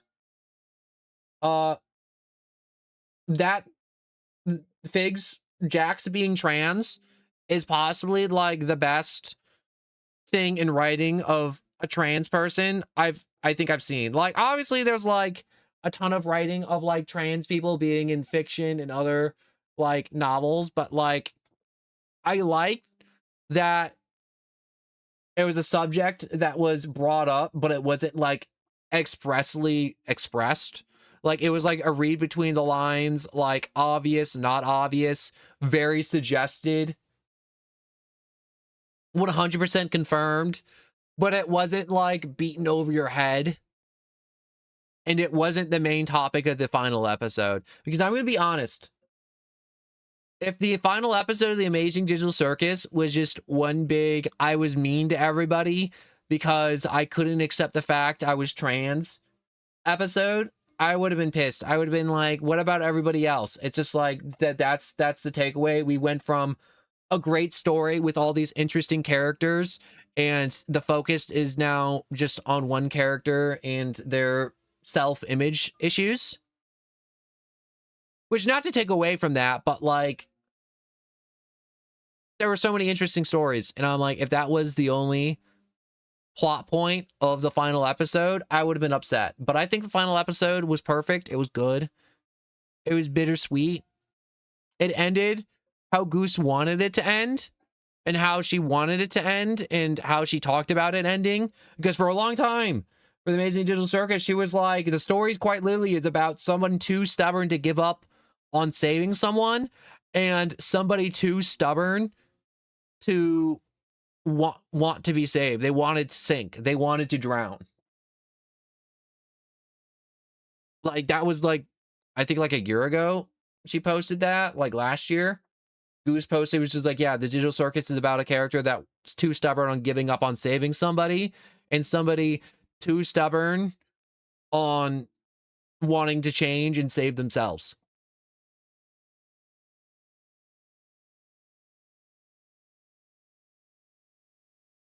But anyways, that's all I wanted to really just talk about with Digital Circus. Just, I'm happy with the ending. I don't think the fan base deserves more episodes for the moment until they really learn to appreciate what they have in the moment. Which I think a lot of them do, but like, a lot of them don't deserve it, especially those death threat ones. They ain't fans.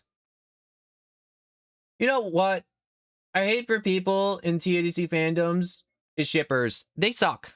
The shippers suck. The shippers suck in every fandom. All right. I'm sorry. I'm sorry. All right. You're going to be like, no one, that's so mean. It's like, yo, you can enjoy the media however you want it. If you want to have like this funny little like in your head, like make believe session to where you're like, wow, Pomni and Ragatha just getting it on in the bedrooms after the sex update. Oh, wow. That'd be so great. It's practically happening. But it's like, if you're being obnoxious to me and you're like, yo, it's definitely a thing, it's definitely happening, it's like, it's clearly not. They are clearly just very good friends. They are very good friends that rely on each other for emotional support. And emotional support in a friendship doesn't mean you have to get naked and start slamming parts, all right? You don't got to.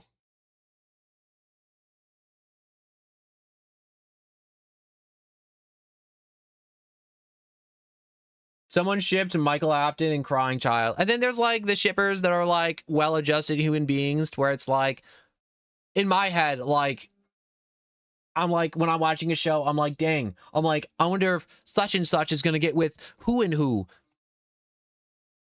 You know?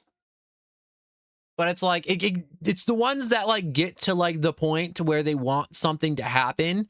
And there's clearly nothing in the show that supports it. There was actually a show I watched and the shippers actually ruined it because they basically harassed the people into just being like adding it and they made it a thing. And 100% because the ship actually became like a canon event in the series, it low-key kind of ruined the character arcs for both the characters. And if you're curious what I'm talking about, the show's called Ruby and it's made by Rooster Teeth and you should watch it and it's good. But up to a certain point, two of the characters get together and it's low-key kind of random. And it kind of ruins both their character arcs. Because there was like, one girl was getting really close with like this boy. And it's like, wow, do you think they'll get into a relationship or stay really good friends? And like support each other on like being like this subspecies of like not humans. You know how there's like beast people and elves in fiction? It was like, they're like beast people. And I'm like, do you think they're gonna like at least stay together as like friends and like, you know, help support and like uplift their people? And it's like, nope, she's gonna screw off and go hang out with this other girl and just like leave homie on the island with the rest of the beast people.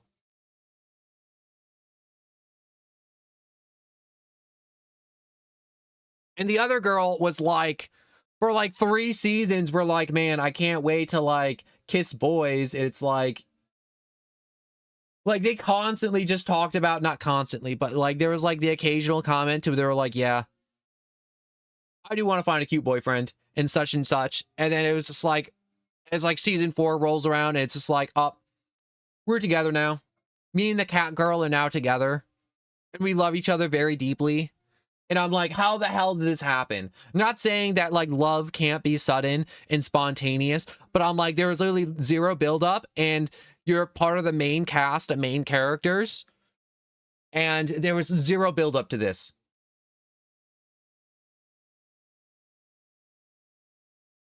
And it was stupid. And it was literally just because the shippers just constantly just harassed the creators at Rooster Teeth and they just caved and they just made it a thing. And it sucked.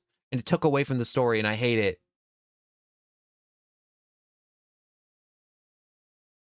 And you can look it up. You can look it up. I mean, like, I'm not saying that they can't be together. I'm just saying it was sloppily done. Anyways, Yumi shippers are also weird as hell. What's a Yumi? I don't know what that is. Is that the one where it's like really weird?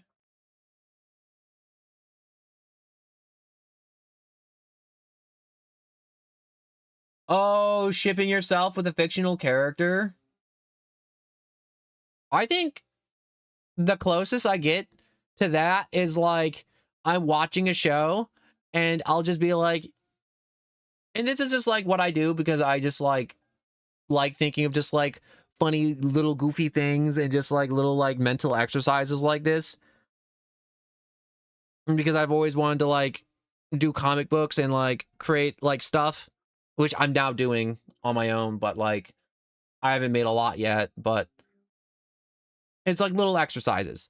But like I like to think of like just like little stuff like that, like little stories, little junks, little being like, yo, what would it be like if like I got like a cute girl was like, yo, I want to be with you. I can't live without you. And I'd be like, yo, I gotta back off. And it's like, yo, this would be cool. Or it's like,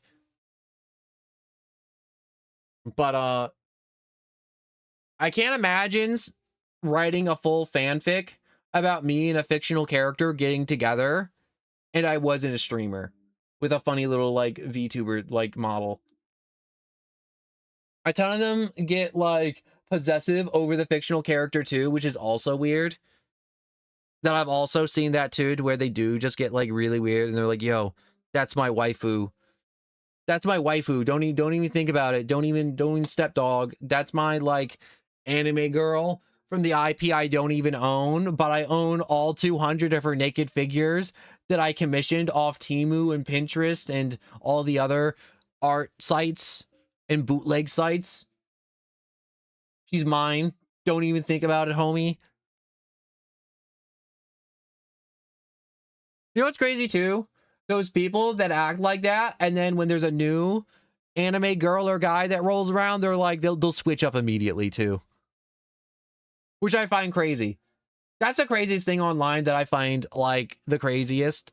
Like Solo Leveling. When Solo Leveling came out, everyone's like, yo, I forget the guy's name, but they were like, yo, everyone changed their profile to his name. Everyone made him their avatar. Everybody got like Solo Leveling everything. And then like the new anime, new Jujutsu Kaisen episode came out, and then everyone took off their Solo Leveling stuff. And like when Solo Leveling was a thing, or it's still a thing, but like at the peak, everybody was like, I'm never giving up. I'm sticking with this. I'm sticking with this for life. Ride or die. Ride or die. And then they fold immediately. As soon as the new hot boy girl come through.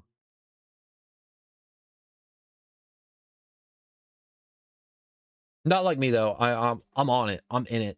Like the Amazing Digital Circus, that junk, like I'm only using it as an example. Like I'm gonna continue watching that series for the rest of my life, I think. And he'd be like, you mean that same 9 episodes, no one? Yeah. The same 9 episodes over and over again, like a maniac. It has all the things I want. Weird junk, a bunch of references, circuses, clowns, horrifying scenarios, fun little life lessons put in there. Solo Leveling was buns, and it was just spam attacks without any real fighting. There was some good choreography in Solo Leveling. There were some good parts there. There's some parts where the animators popped off in their Alistor. But yeah, I'm with you on that one, where it is a slog, and there's like a cajillion stories that are written like Solo Leveling that I like to read in my free time off stream. And I'm gonna be honest, like Solo Leveling's mid, like compared to all those other stories. Like Solo Leveling's like the most like standard popular slop of all the I got a special system, or I got reincarnated, and or like I got regressed in time and just stuff happened to me and now I'm gonna change the future or become OP. That power fantasy series. But it's very standard. It's a very standard slop, like I can summon undead, I spam undead, I am undead. And I know this at the ending of the series. I'm gonna be honest, the ending of the series of Solo Leveling sucks. I'm not gonna tell you what it is, and I'm not gonna spoil it, but the ending sucks. The ending is like the most like it was all a dream type shit ever. Also, I'm talking about the anime, BT Tubs. The anime did have some nice animation, some nice choreography. At least when he fought like the suit of armor dude, his enchanted armor summon. That fight was clean. That was a clean fight. But there's definitely better stuff out there. You know what frustrates me too? And I was talking to my friend about this the other day. when I went to go see the Mandalorian movie, it was really good. The action was good. The story was good. Everything felt really well balanced. But a lot of people complained about it, and they were like, there was no Darksaber. It didn't feel right. It was just weird. It was just like... Or when a new, like, Marvel movie comes out, and people are like, this is such standard, like, superhero slop. And it's just like, yo, what do you want? It's a superhero movie. Like, the new Supergirl movie is just her having a whole character arc about her people being dead and her saving a dog. And I'm like, yo, this is like some slop where I'm like, they could have made something more interesting, but they chose this crap. But also at the same time, I'm like, that's for a younger audience. That isn't for like someone that's already binge watched like every Marvel movie a dozen times and like every other niche superhero media that could possibly exist. Of course, I'd find it niche and stupid because I've seen it 1,000 times. And I feel like it gets to a point where people judge stuff like super biasly. Like, you know, that first time when you're a kid and you saw that crappy cartoon that was poorly animated, but you thought it was like the greatest thing to ever exist because it was your first exposure to that thing. And now you're just like in your head, it's just like the holy grail, but also it's not because it is crap, but because it was your first experience, it's special to you. And I'm not saying like that thing's crap, but I'm saying is when you consume enough media and everything starts feeling the same and you start feeling fatigue and you leave a bad review on a thing that's existing and it shows similarities to something else and you have that fatigue and you leave a bad review, that's a biased review. I don't think that's a very honest review. Yeah, but after that, I just one-shot everything. Yeah, I don't like that too, Alistair. I don't like that, but that's what solo leveling is. Solo leveling is quite literally a series meant for watchers to imprint themselves on the main character and have a power fantasy.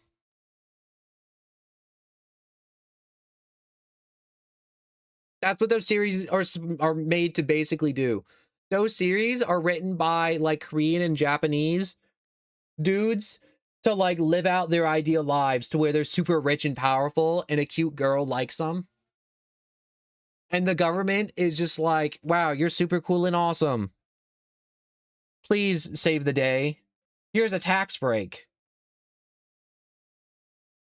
Like the whole isekai, I got reincarnated into slime genre got huge because a bunch of lonely dudes were living their lives and they're super depressed and they're just trying to make themselves feel better. And now all the lonely dudes that exist now read those stories and they feel better. That's literally the origin of isekai right there. Or like the genre now, not like the genre as is in the past, like The Lion, the Witch, and the Wardrobe, to where it was like, wow, fantasy realms, or Alice in Wonderland, to where it's like a new realm of wonder and imagination, or the Digital Circus, where it is just a new realm of imagination and wonder. No, a lot of isekai is just power fantasy, escapism.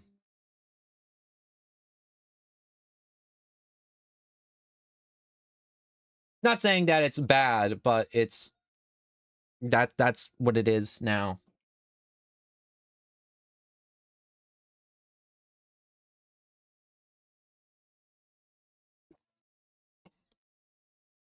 Hold up, I'm gonna get my water out of the refrigerator real quick.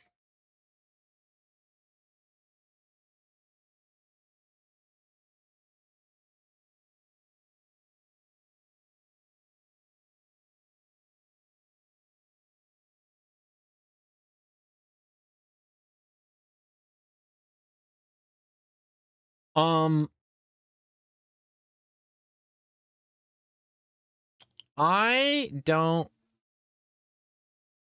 fully remember how to do the secret boss in chapter 1 of Deltarune, but I want to do it. I'm going to try and do it. And I think I should start, maybe. Maybe. I don't know. I'm just having a lot of fun just kind of chatting about just like media and other junk. But I just want to say thank you again for this chat segment. It's been super cool. Don't do Jevil, but I love him. He's my favorite. The song go off, the laughs, the goofy little clown dude.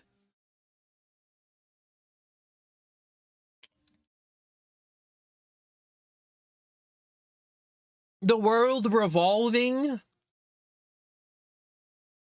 No, I'm him. I'll do it. I'll do it fast. Please. Please. I'm on my hands and knees. I'm begging.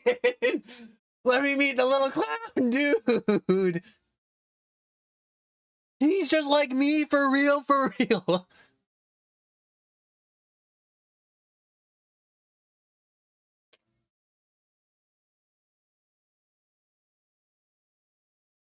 No, but like all I remember, also like whenever I do come back to Deltarune, I only like to come back to Deltarune when I don't remember anything. Like I only remember like some of the story beats and that's it. Like I remember like school, meet Susie, fall in locker, meet Rousey. We walk around, gotta get a key from Button Dude. And then we fight the dude at the end. And I don't know. I think Susie makes us do a puzzle. And then that's all I remember from chapter 1. Because a lot of the time, I like to try my best to forget what happened in Deltarune so I can enjoy it all over again. Because I think it's a much more enjoyable experience. Also, I think it's a lot more fun to watch somebody do something like Deltarune that's like an experience versus someone that knows every little hair, every single pixel, every single story beat, word for word. And it's just kind of boring because you're watching someone speedrun Deltarune. Which is crazy to me, because I remember someone, like, when I finished chapter, like, 1, they were like, all right, now speedrun Deltarune. And I'm like, no, I'm not speedrunning Deltarune. That's it. I'm like, no more Deltarune content till I, like, have enough sufficient time to forget what happened last.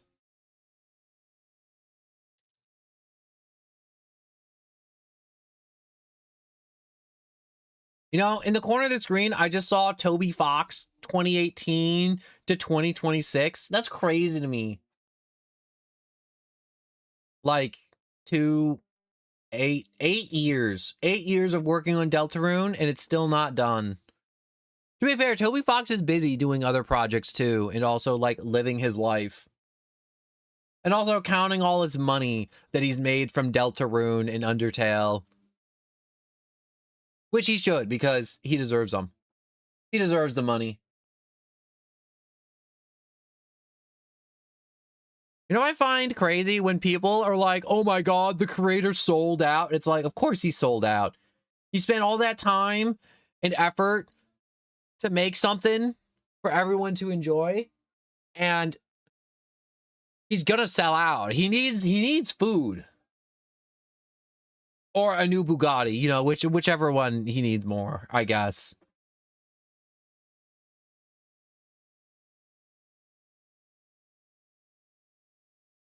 But I think it's time to hit the button for real, for real. It's not like an hour ago to where I'm like, I told you it was time, and then I went into all the goofy conversations that we've had.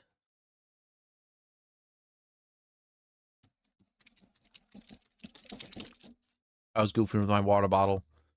Well, technically it's not a water bottle, it's a Gatorade bottle to where I drink the Gatorade and now I fill it with water for all the good microplastics, and they're nourishing what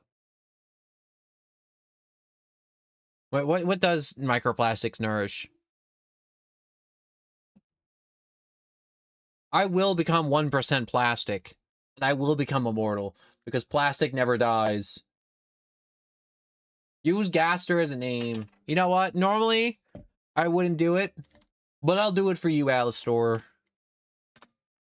Come on. Wait, I gotta click on. All right. Turn on the music. I had the music off because last time I chilled in the menu music too long in Undertale, I got hit with a copyright and they were like, wow, you're using the main song as like background for your stream. It's like, no, I'm just chilling in the menu, just talking. I didn't even purposely do that. I just like to do that on every game I do.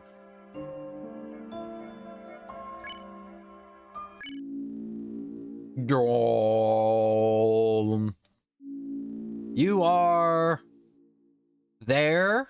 Wait, I said that backwards. Are we connected? Yes. I bought you in the Steam store for 25 schmackaroons. Excellent. You're mine. Truly. Excellent. Now, we may begin.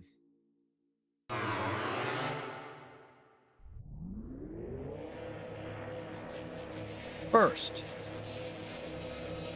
you must create a vessel.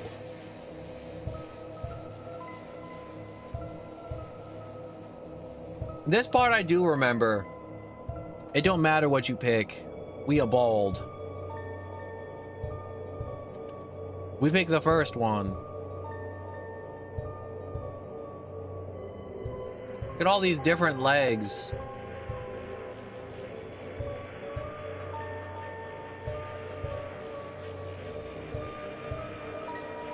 Yo, my right leg's bigger than my left leg. I mean, my left leg's bigger than my right leg. Look at all these different legs. This is your body. Yes. Watch this be like the super small chance to actually do make your character, and we just walk around bald the entire game. Let us shape its mind as your own. What is your favorite food? Sweet. What is your favorite blood? What is your favorite blood type? Oh, there's no O. I'm a C type of guy because C's get degrees every time. What color does you like the most? Red. If it wasn't obvious. Please give it a gift. You will be kind. How do you feel about your creation? Big hope. Have you answered honestly? Yes. Have you acknowledged the possibilities of pain and seizures? Definitely. Understood. We're gonna name it Gaster. Gash.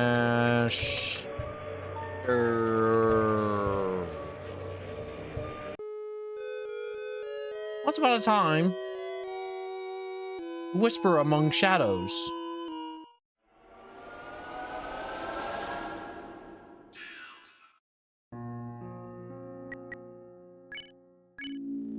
All right, so that didn't work. What's next?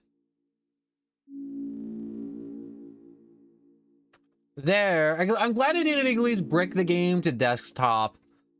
Little miracles. You fell for it. I did fall for it.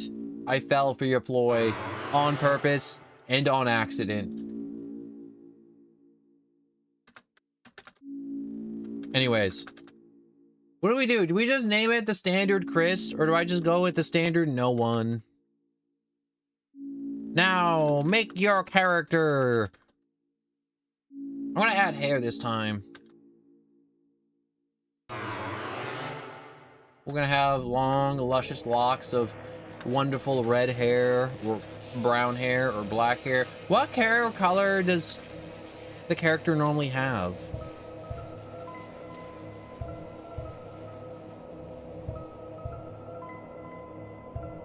Yo, what is that hairline?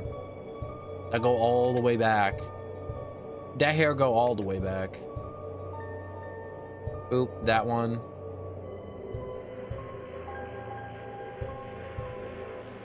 Select the legs. That leg. Name it ass hair. I'm not doing that. We're not naming our character ass hair. Like it's like 2001 and we got like fire red.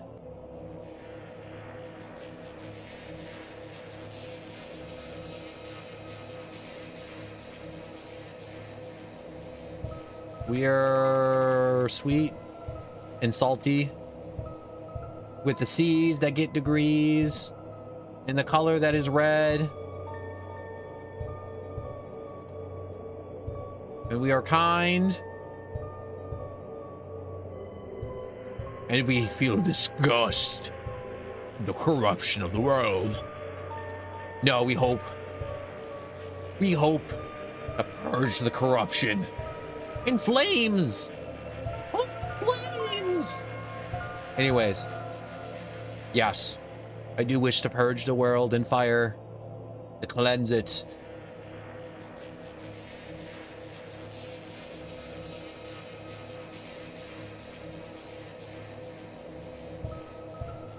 I wish to boo. I like these suggestions, but I do like going with the noon, the no one.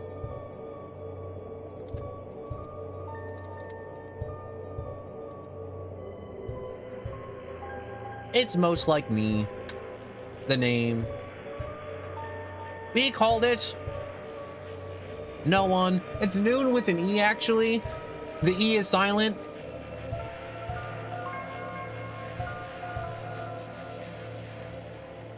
What did I name again? I don't know what that name was. I wasn't reading.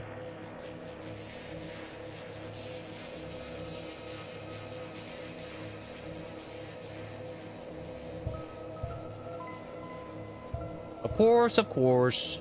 Of course. They're the same. No one. Thank you for your time. Your answers, your wonderful creation, chuck it in the dumpster, will now be discarded. No one can choose who they are in this world. Yo, chapter 6-7 come out. We have to fight the creation that gets tossed in the dumpster. And chapter 6-7, 6-7, 6-7. I'm gonna like go and like hook a car battery up to my like limbs and just zap myself till I stop saying the word 6-7. Never say 6-7 again. What about chapter 6-7 of Deltarune?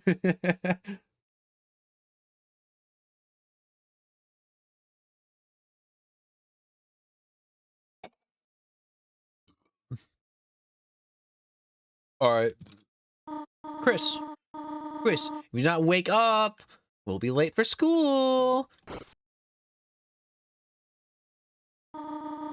I'll wait for you outside. Well, no, I will wait outside for you, all right?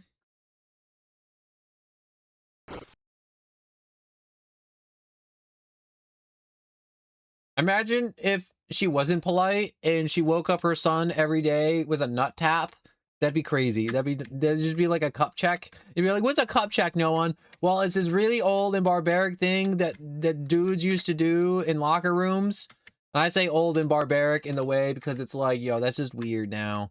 That's just weird. Where guys would just go and attempt to hit each other in the crotch and cause pain to see if they're wearing their sports cup before games. A wet dragon with a rusty bird cage in it. Looks like it seems quite a few crashes. A clothes drawer. The drawer is most empty except for a coupon book. Every coupon is for half off a large pizza. All the coupons expire before the book prints date. Oh, that's evil. There are CDs under the bed. Classical, jazz, religious, sack. There's also a game console It has one normal controller and one knocked off one. One knockoff one. It's a computer desk. There are many boxes under it filled with old books. The computer desk. I love how, like, nice his side of the room looks with, like, the stars and the trophies. And then mine's just, like, empty shelves, my lamp, and my Westy Wood wagon. Wait, I gotta, like, go and, like, flip out that the logo is in my carpet in my room. Nah, that bit isn't worth it. I'm walking away. It's a mirror. It's only you. The door is locked. Is it? Is it really? There are crayons in the drawer. Their labels have long faded. There is no green. Why not? A cactus. There's not much to say about it. Go flush the toilet tons of times for an achievement. There are many books. Tales of snails and storybooks. Snails do not have tails. A scientific refutation. Can snails help your garden? Not really. And a single copy of The History of Humans and Monsters by Gerson Boom. I feel like that's a reference and I just don't get it.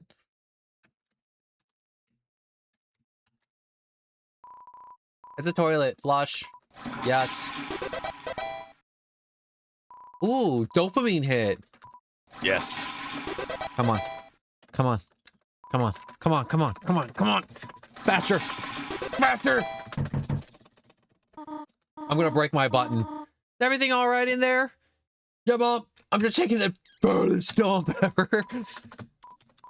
Yes.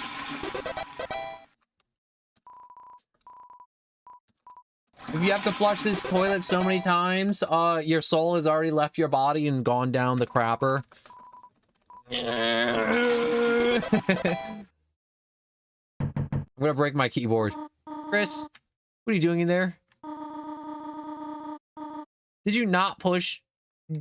You did not put a bath bomb in the toilet again, did you?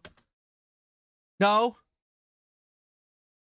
Removes bath bomb from toilet. Flush it.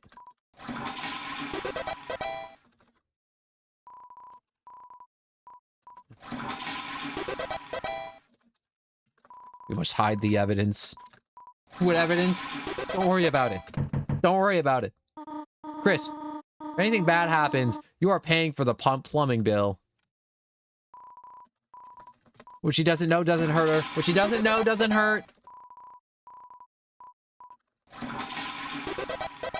Come on. Flush it anyways. Yes. Yes. Keep flushing.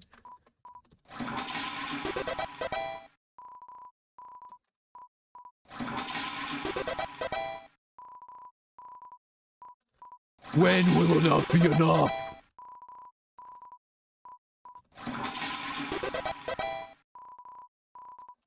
Enough is never enough. The sun never sets on the toilet empire. Where flushing is our currency. It is our way of life. There is nothing beyond the porcelain throne. For I am king. Look a lot. I will rule this throne. This Game of Thrones that we play around the porcelain throne.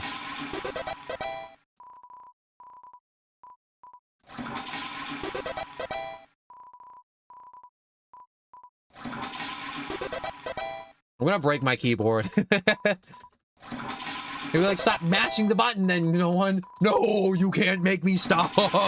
Nothing can stop me.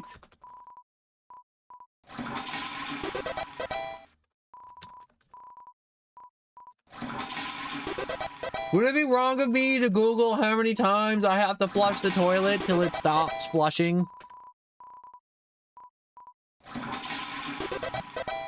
When does the crapper stop crapping? Never. Never, Morty.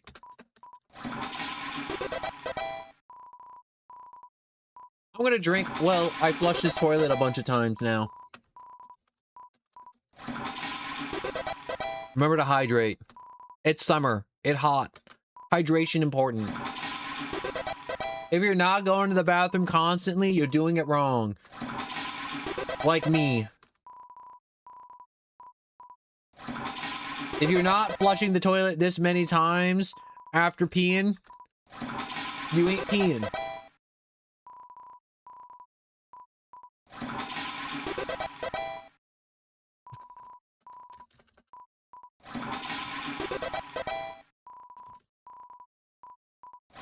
Would I get the achievement even if I already have the achievement?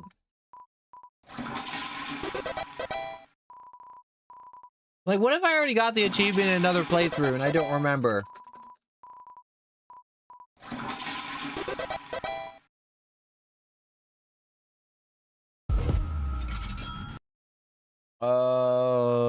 Deltarune.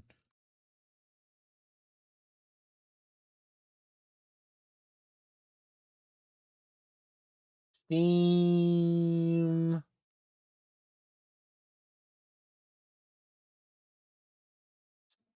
Oh, it doesn't have like an achievement section. That sucks. Anyways, back to my empire. Then you wouldn't get it. I think that's enough flushing for today. I think we're supposed to get the achievement probably after mom, whatever her name is. I forget her name. I know it isn't. Wait, is her name Terrell in this game? On the shower ledge, there's a small container of apple-scented shampoo. And a gallon-sized container of pet shampoo. You look inside the sink. There's a can of Icy's Cool Boys body spray. Spray for the boys. Flamin' hot pizza flavor. It seems to be almost entirely full. Probably because it's horrible. Why did a pizza chain make deodorant? There's a photo on the fridge. It's of you, your mother, and your brother. Where's dad? Where's dad at? Cookie cutters for gingerbread monsters and gingerbread humans. The oven. There's her cinnamony batter caked on the stovetop. There's some white fur stuck in the drain. The plumbing bills must be crazy here with all the white fur in this pipes. It's a trash can. It's empty. What do you want? That's a phone. It's a landline. But you already have a cell phone, so that ain't for you. It's a chair. A beloved living room chair. What about this chair? Tell me a story. Come on, Deltarune. Tell me a story about this chair. It's the TV. It doesn't seem to have been plugged in anymore. It's crazy after you play through and you walk through this living room now and you're like, wow, that's the TV from chapter 3. That's the TV from chapter 3 of Deltarune. Oh my god. Oh my god. Oh my god, this is the room this will all happen. You know what I mean? I can't wait for Deltarune to be done when I'm an old man and I get to like replay the game and be like, wow, I enjoy not knowing how it all ends. I feel like I'm the only person that like I enjoy the moments before I see a movie or the final episode and being like, I don't know how this is going to end, and I get to still fantasize about how it's going to end before it ends, you know? Or it's like you don't know what happens next until it happens. You can guess, but you just don't know. You just don't know. Unless you're like some type of seer or oracle or psychic freak that can see into the future, or some weird gypsy voodoo powers. Or like some demon or angel told you, or some like the bones and the cards and the stars.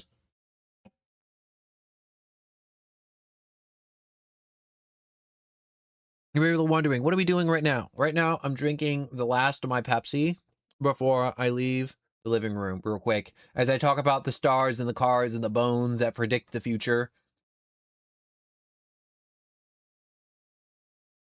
And you'd be like, what at this pace, we're never gonna be done. It's about the journey. All right, it's about the journey and the funds we're gonna have along the way with Delta Schmoons. Because once I finish chapter 5, there's not gonna be a Deltarune stream for a long time, so you might as well enjoy it while we're here.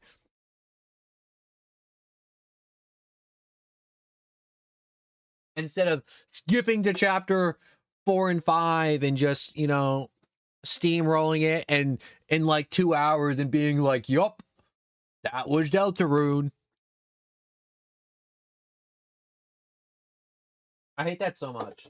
I hate the fact that the fans of this game could spend literal months and years waiting for the game to steamroll it in a month and be like, yup, that was it. Where's the next one, Toby? It's like, did you even enjoy it? Chris, there you are. You might still be able to make it. We can always go back inside. We don't gotta go to school. Oh, the soundtrack! Chris, it's a beautiful day. Hope it stays this way when Azrael visits. But I wonder, after the excitement of the university, will he still enjoy coming home to this little town? Oh, it's beautiful! Oh.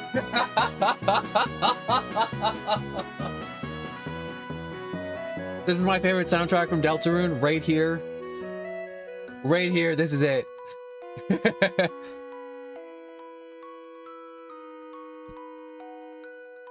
It's crazy. When they put out chapter 3 and 4 and you could buy it, I did the pacifist run on Undertale. Listened to Hopes and Dreams, and then they played that, and it killed me. It killed me the same day. Also because I streamed for 9 hours, and then I rolled into this. So, does everyone have a... Oh, Chris! We thought you weren't coming today. We're doing group projects this morning. Morning? So, walk around and find a partner, okay? Yo, is this that one dog, cat, girl, dog from the store? Crisps. Oh, does Thames already have a partner? I'm gonna kill your partner. It's a goddamn egg. A blink. It's a black and white hard-boiled egg. Sadly, seems like it already has a partner. No! How dare you betray me, egg? I will not take this betrayal lying down. I'll see you at lunchtime. Better watch your back, egg. I'm coming for you. And there ain't nothing's gonna stop me from getting you. Alright, you Spike. Yo, Chris. Show up early next time. I ended up having a partner with Snowy. Now he keeps turning to me and saying, howdy, partner. Like a cowboy. Partner, I already knew her. I already knew her. Ha ha ha ha. What do you think of that one? Funny, right? No? Well, I got news for you, pal. I already got a partner. Scram! Alright, Birdsley. Oh, Chris. Late again, I see. You need a partner. Sorry. I already partnered with the second smartest student. So, wait. Chris, now that I think about it, your unique skill set might help a lot on this assignment.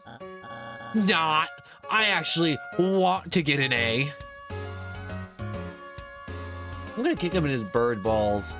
In his weird little blue bird balls. Hey, Chris. What's up? Did you lose your pencil again? Here. You want the candy cane one? Or the one with lights on it? You want to be partners? Sorry. Burnley already asked me. But I could ask Miss Alphys if we could make a group of 3. I'll ask if you're sure. No, that's okay. Not yet. Yeah, I'm sure there's someone else you can ask. I had a thing I wanted to say, and then I forgot it. All right, cat. Yeah, I don't think the cat's gonna be very helpful. Taken. Sticky Snake? Chris! You know, Jockington and Caddy are always partners. We're the ultimate academic duo ever since our first gym class. It was hula hoop day, and they ran out of hoops. For us. Yup. So she used me instead. That's our origin story. Hula hoop snake. Hoop snake. Good old hoop snake. Well, I don't have a partner. Time to go home. Out. Chris. The hope is that you choose someone in the class? What? What am I watching on my phone? It's schoolwork, of course. Not anime schmut. Animated schoolwork. And hey Chris, have you chosen a partner yet? No. Don't worry, Mew Mew. You'll always be my partner. Oh. I don't think Alfie should be an educator. The computer's wallpaper is rotating sideways of nature images. And really an image of two buff superheroes embracing, blushing. I don't think it's appropriate for school. Having two hot superheroes just, you know, just feeling each other up on the school computer. Don't worry, Mew Mew. You'll always be my partner. Okay, Alfie's just sitting in the corner just gooning. If you want to be partners, I'll say yes. Okay, I'll ask. Miss Alfie's, is it okay if we have a group of 3? Hey, what? No! I'm not approving of this. What? But Chris doesn't have a... Noel? What were you saying? He was just saying we're fine being alone. Actually, I just wanted to know if... Noel, can you please speak up? Purple Girl! Hi, Susie.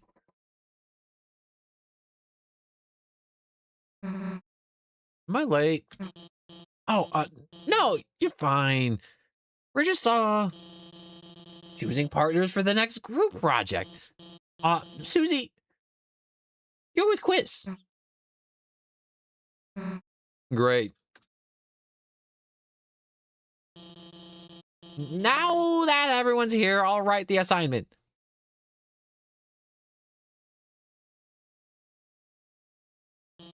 Has anyone seen my chalk? This is, the 3rd time it's gone missing, and, you all know I can't start class without some. How about this? If no one speaks up, everyone gets in trouble. Yo, that's an L. Anyone? Please? Hey, there might be a box in the supply closet. Miss Alfie's, why don't Susie and I... Good idea, you Noel. Susie, since you came in last, why don't you go get it for me? Whatever. Yeah, she's not coming back. Hey, Chris, can you go with her and make sure she, actually gets it and, stays out of trouble? Thanks, Chris. See you later. All right, so everyone is just gonna just sit in here and just like continue with class while you just kind of just fantasize about your weird anime schmut. Whatever. I don't care. I'm gonna go get hassled by Susie, who's eating chalk and refuses to share. I just want some chalk. Chris, didn't see you there. Hey, you didn't see anything just now, did you? Hmm. Can't even say.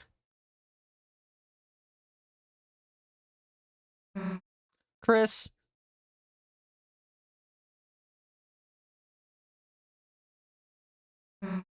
Hey,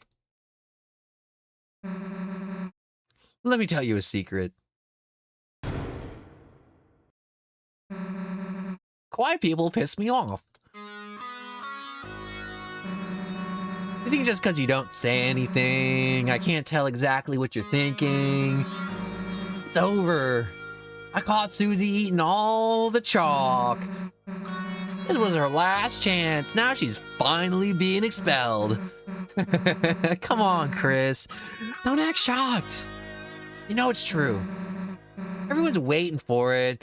Everybody wants it. So congrats, Chris. You got me. I'm done for. Just let me say one little thing. Seems like a waste to get expelled just for, you know, having a snack, eating some chalk. So Chris, I know you're gonna pull the trigger. Why don't I just get expelled for some real carnage? Chris, how do you feel about losing your face?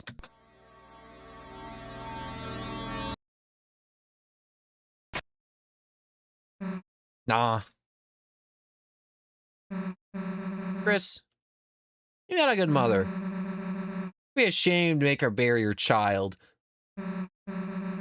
Alright, let's get this over with. We'll get more chalk. Mosey back to class, and then Chris, you'll do our project. How's that sound? Ah, don't bother answering. You're gonna do it anyways. You haven't gotten it by now. Your choices don't matter. Alright, let's go, freak.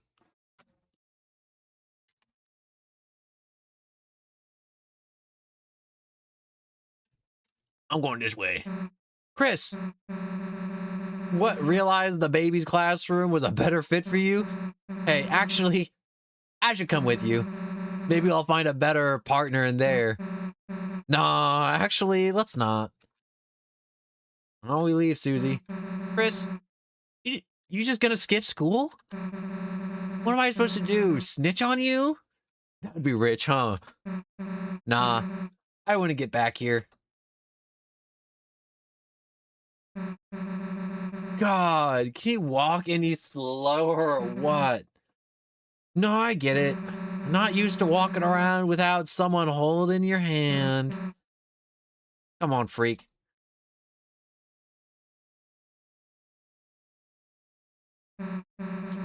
Well, here's the closet. Too bad. We were just starting to have fun. We could have fun in the hallway. Hey, Chris. Is it me or is it really dark in there? So hold up, Chris. You gonna go into what?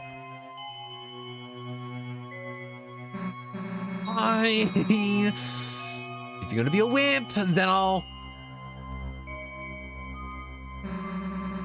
We'll both go in at the same time, all right? See? Why are you so scared? Nothing in here but old papers. Just trying to find a light switch and... It's a really deep closet.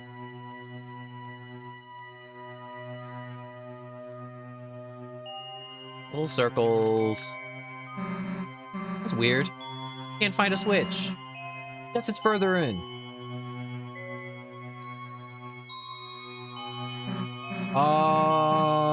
Kind of big for a closet, huh? You think we just reached the end by now? Hey, Chris. I think this closet's, broken. There aren't any walls. Well, we worked hard enough. If Alfie wants chalk so bad, she can get it herself. Let's split.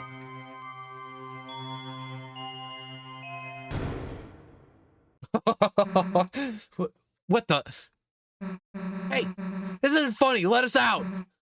Let us. Huh?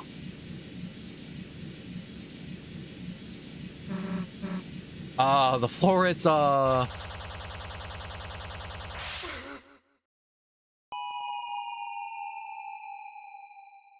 then that's how 2 kids fell to their death. That's the game. Parallel AU, this is where the game ends. GG's. Hey, we got our anime makeover. And my skin's blue.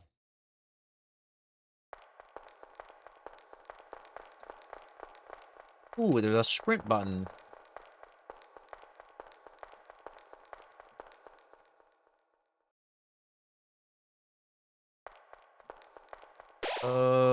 Times like this, you see a flickering little light. You can see it by second nature. You reach out. We shave. Took us 30 minutes to get to this point. I'm going slow as hell. Also, cool gamer, hello. I've been having fun. I've been going slow. I've been taking my time. I'm starting from chapter 1. I'm going to work my way up to chapter 5. It may be a 2-parter.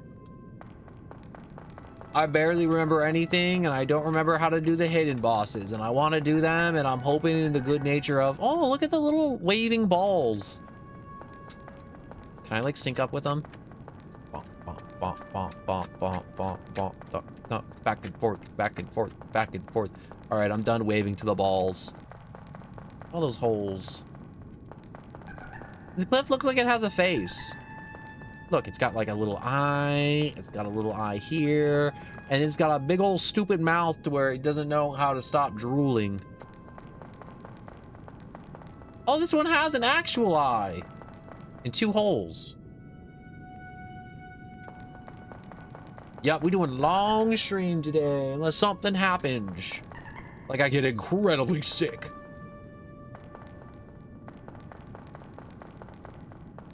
Ooh, I saw something up there. You know what I like? The little slide animation. Oh no, that wasn't as cool as I remember it being. Look at that. It looks like a pile of foam. Look at all the holes in the cliffs. Okay, that one looks like a real face. Like, actually real. There's something glowing inside. Take it. Yes. You got the glow shard.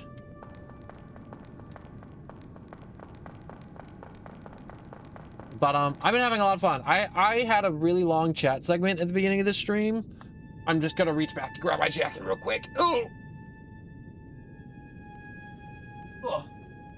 And it was really fun having the chat segment at the beginning of the stream because I just want to just have more sections in game to where I get to chat, and I'm taking this opportunity to put my jacket on and chat a little bit before I have to do more dialogue, because sometimes people like to join and be all like, hi no one, how's your day? And I'd be like, I hope you're having a good day too. I'm having a fantastic day. I had people come by, they talked to me, it was already fantastic. And if that just happens on any stream, it's already a fantastic stream, where I'm already off to a great start every time. I didn't have a good start. Someone joined and then dropped a spoiler, and then I had to time them out for 24 hours. And I hated that.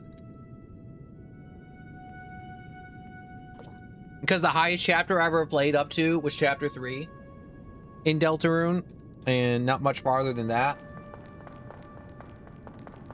Why is that one red? Oh! Okay, that's why that one's red.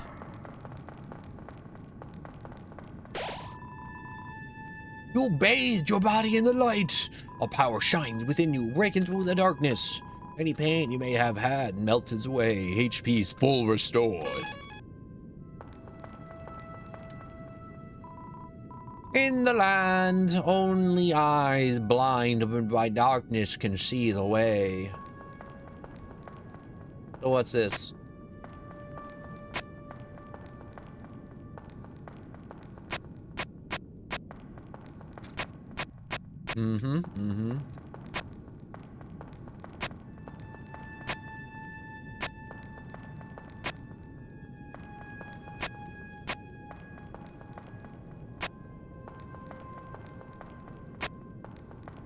It's gonna take me a hot second. There we go. See, it only took me a hot second to do that puzzle. Not a whole hot minute, a whole hot sec. The hottest of sex. I'm saying seconds, not the other word. Oh no, I killed it! I just wanted to touch it. Why did I do that a second time? I thought for some reason it wouldn't die. Okay, I won't kill you. What is that? Dark. Oh, hey, back off. Come any closer and I'll. Okay. Chris? Oh, hey, don't scare me like that, dumbass. Unless you want to get clocked in the face. Anyway, enough screwing around. Gotta find a way out of here. Where is here anyways? No, it doesn't matter. You got us into this mess, you get us out. Lead the way, Chris. Onward! Oh my god, never mind. You walked way too slow. You walk slow. You're pink. That's all I have. That's my comeback. Hey, Chris. Someone up there waving at us.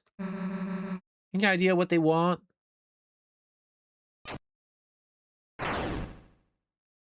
Oh. Run, Chris!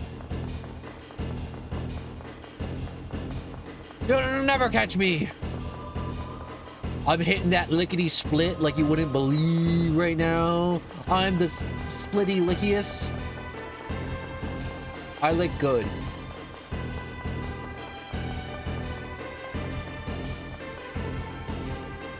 Chris, down here.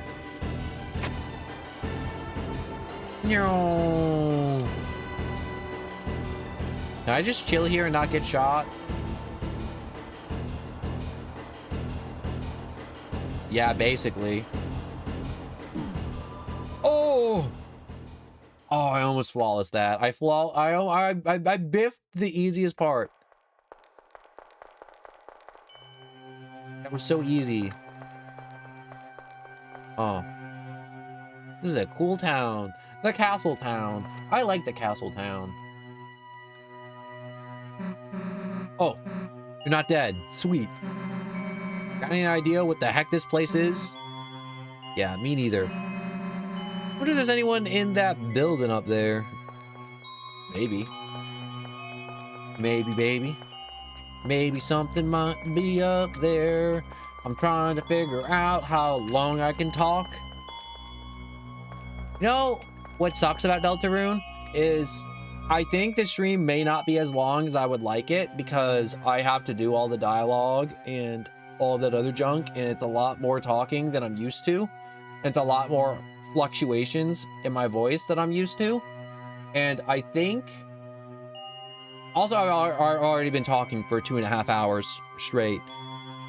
And I'm realizing now that if I don't take these little breaks or drink enough water, I'm going to lose my voice later in the stream, maybe. I mean, like, I knew Deltarune was going to be pain. I knew it. I knew it. We all know Deltarune was going to be pain with all the reading. But it was extra pain. Oh, look at all the houses bending in. Ooh, an inn. It looks like a shop, but the door is locked. And no one's inside. In front of you, a castle looms beneath the empty town. A black geyser emerges from it. I wanted to say in, but that wasn't the word. Piercing endlessly into the sky. The power of this place shines within you.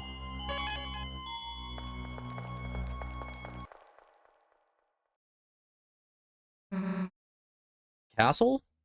Why the hell is there a castle inside of a supply closet? Welcome, heroes. Who's there? Do not be alarmed. I am not your enemy. Please come forward, both of you. Welcome. I am Prince of this kingdom. The Kingdom of Darkness. Chris Susie, There is a legend in this land. A legend that one day 2 heroes of light will arrive and fulfill the ancient prophecy foretold by time and space. Please, heroes, listen to my tale. Nah. Really? Are you sure? It's fairly important. And, in my opinion, it's a really nice prophecy. I think you quite like it. All right. Oh, okay. Very well then. Once upon a time, a legend was whispered amongst shadow. It was a legend of hope, a legend of dreams. It was a legend of light, a legend of dark. This is the legend of the Deltarune.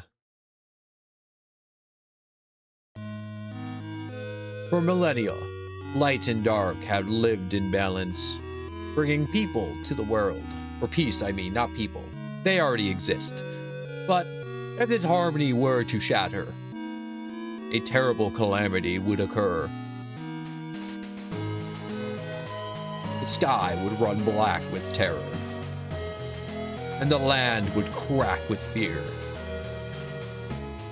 Then, hear hearts pounding, or her heart pounding, the Earth's heart will draw her final breath.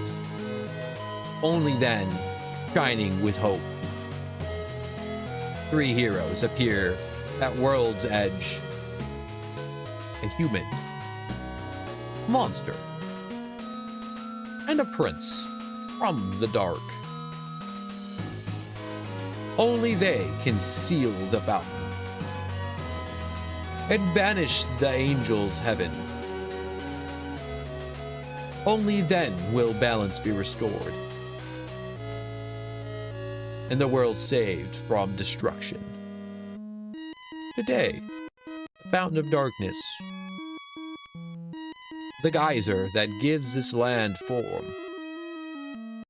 stands tall at the center of the kingdom. But recently, another fountain has appeared on the horizon. And with it, the balance of light and dark begins to shift.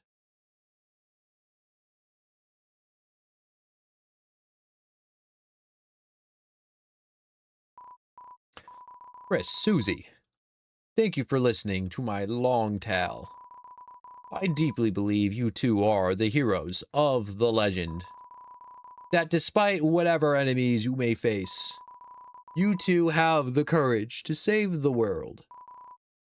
Delta warriors, please won't you accept your destiny? Nah. What? Me? I'm kind of a hero or something?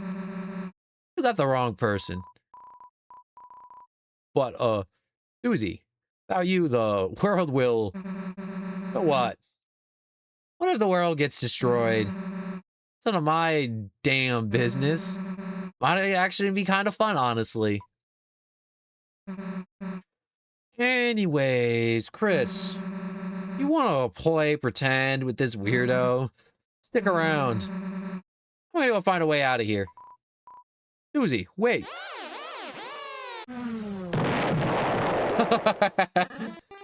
Oh! The heroes who are already running away! And they don't even know I was here!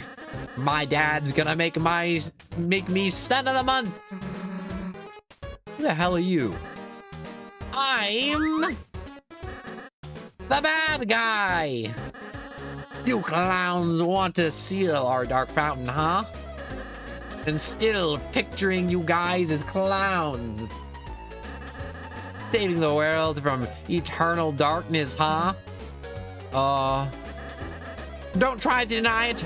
We both know you'll go east. It's your only way home. But I, Lancer, won't let you go there. I got a flawless 2-step plan to ensure it. Step 1, I'll thrash you. Step 2, you lose. Nice plan, kid. Really? Yeah. Actually, what if we use it instead?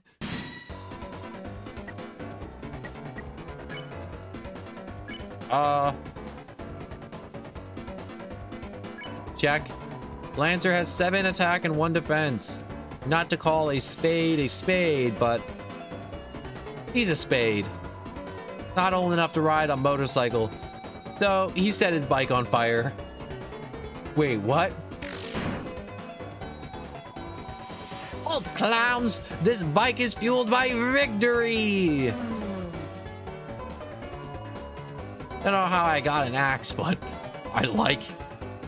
That's cool. But like, that's cool. Wait.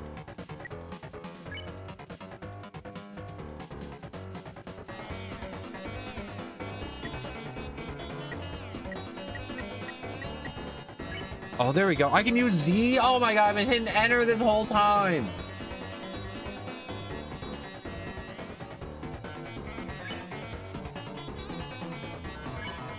Yo, you tell Lancer to watch out for Susie's attack. He readies himself. I love to get thrashed. Just kidding.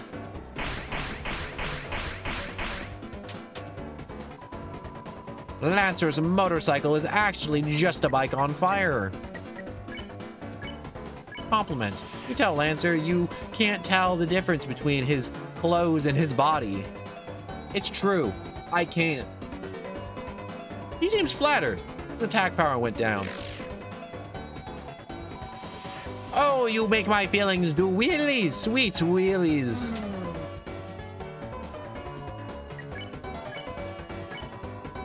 Try complimenting Lancer again, but he sees it as an insincere. His attack power goes back up. Did you not realize I can mask myself? I ran too fast. I couldn't read it fast enough. Whoa, wait a sec. My bike's running out of fuel. All right, you punks. Punkaros. You had the luck of the draw this time, but next time the loser will be you. All right. Bye, losers. I gotta get home before dinner. You won. You made 34 bucks. Hell yeah, we just robbed him. Are you two okay? Allow me to introduce myself more properly. I am... Jeez, can you take off that hood? I can barely hear you under there. All right. Hello, everyone. I'm Rousey. Chris, Susie. It's ever so wonderful to meet you. I'm certain we're going to become great friends, and yeah, best way to leave is east, right? Yes, that's where we'll... Got it. See you at school, Chris. I suppose it's just the two of us then. I guess it is, Rousey.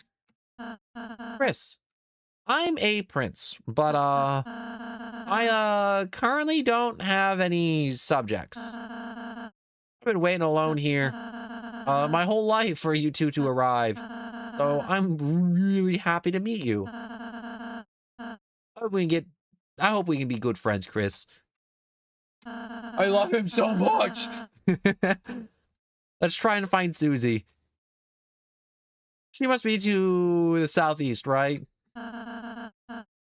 You can lead the way, Chris.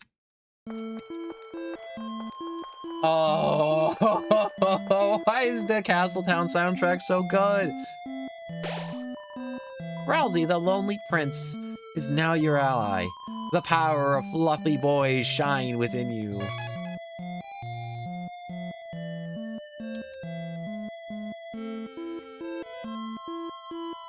All right, I just had a drink real quick. Fluffy boys away! Or a hoe? Forward? Onward. Oh, Chris, it's the training dummy I made. Now seems like a great chance to prepare for the enemies. Would you like me to teach you how to fight? No, I'll figure it out. Right?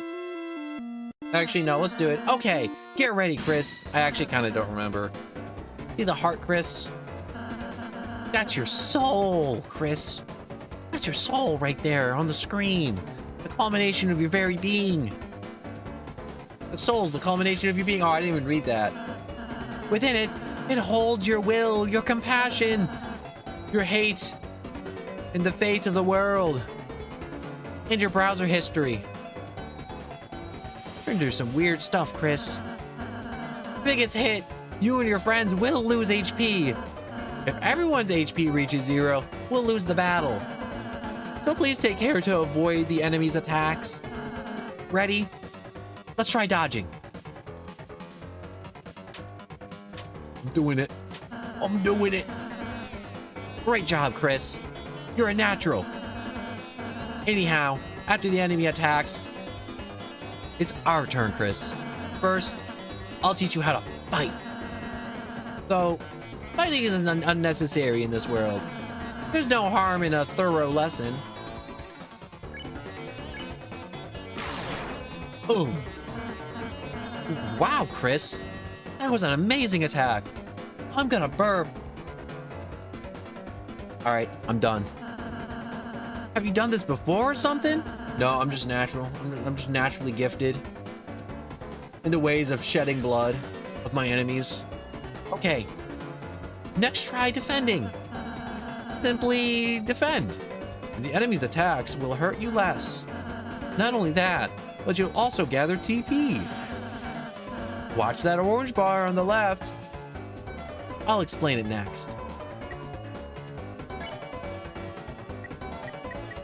Defend. Great job, Chris. Now that you gathered TP, how about spending that TP on my spells? Because you hit the enemy enough, it got tired. Now, if I use my pacify spell on it, it'll fall asleep. And it will win peacefully.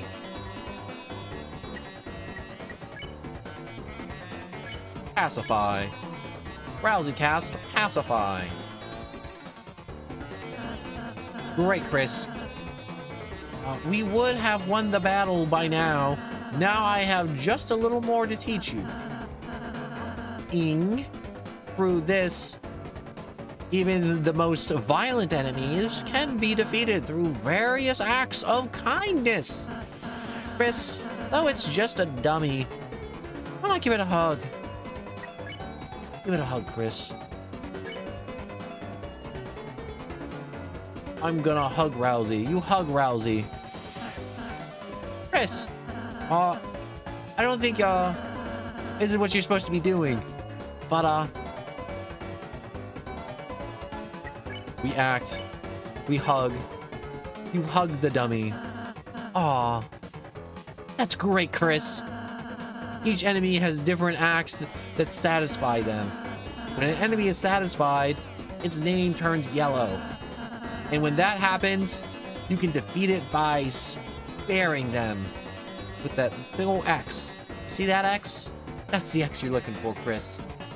Hit that X. X marks the spot. If we spare all the enemies we meet, we'll never have to fight. Let's spare it. Chris spared the dummy. Great job, Chris. That'll be the end in a real battle. I'm really happy I had the chance to teach you, Chris. You won. You got the sum total of 0 XP and $3. Wait, it had cash? Oh, that was fun. You're a wonderful student, Chris. And, in case you ever need a refresher, I'm here. I wrote a manual for you and Susie. Push C to open the manual and use it in your items. You got the manual.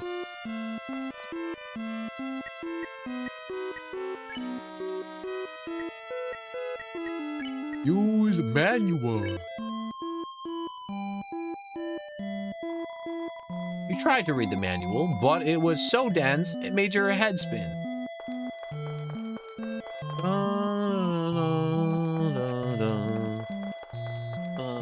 I'm just enjoying the music.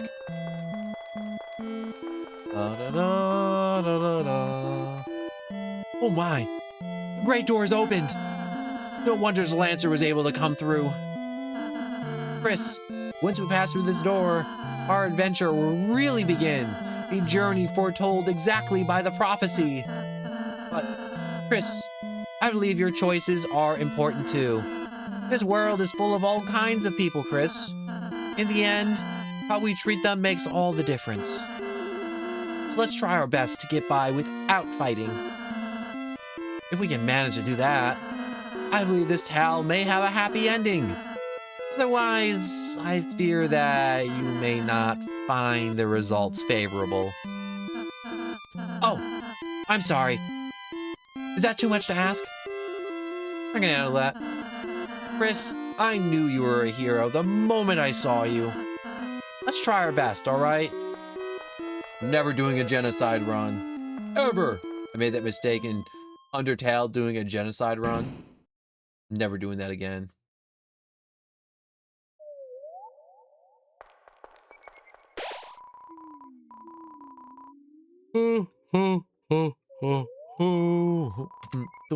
Alright, the power of adventure shines within you. I think I need a bathroom break. I need a bathroom break because I've been drinking liquids. So many liquids. All the liquids. So I am going to turn on the little BRB real quick. I should really get the BRB to actually say BRB. But, that's a problem for the future me to address. And I'm going to now go to bathroom real quick. All right.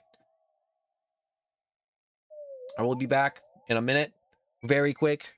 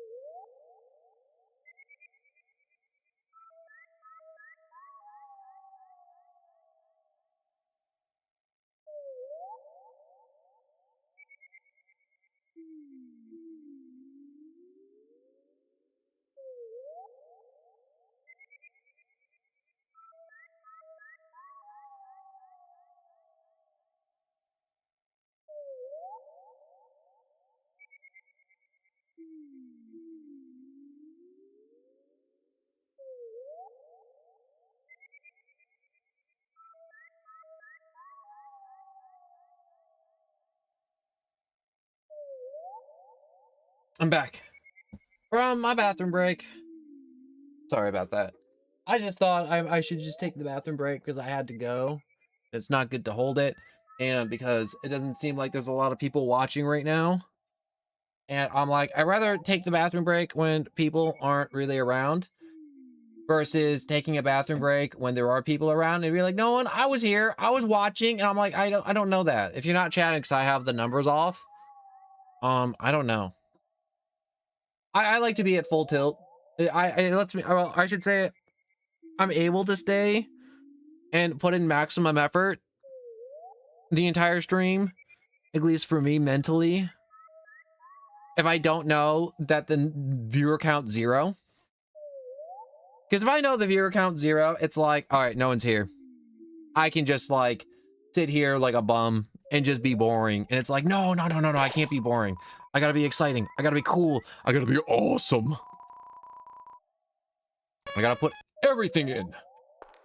Leave it all out in the field. Sports analogy. Hello, friends. Started watching Has-Been Hotel, and writing is not as bad as people say. Also, hello, Godzilla. And 100%, the Has-Been Hotel writing is good. It's not the best. I'm not going to be like, yo, this is like the peak of writing in fiction. But the world building in Has-Been Hotel is absolutely peak. 100% Godzilla. The world building. Some of the characters could use some work. Some of them. Most of them, peak. Character and world, peak. Most of them. 100%. Like 80% of the cast, bangers all the way through. Absolutely horrible, despicable people. All the denizens of hell. So great. But I'm on to Deltarune. You missed it, Godzilla. I had like almost like a full 2 hours of just chatting on this stream. It was awesome. It was great. I wasn't sure if you were here. You could have been here and you could have just been enjoying it. You could have been lurking. You could have been in the lurk mode. But I'm glad to see you. The fields of hope and dreams. The songs are fire. Enemies ahead. You're gonna die. Signed, Lancer! I don't know if my, like, mic's topping out or not on some parts. I'm gonna lower myself by, like, a few decibels while doing some of the voices, because I feel like I'm popping this shit out of my mic. And I don't like topping it out, because when I get too loud, it just silence. It just quiets. No. He touched me. A rodent drews nearer. Lay the beast. It will convince you not to stab me. And you'll defend. You told Rudin to quit fighting. It was utterly swayed. Yeah, I guess that makes sense.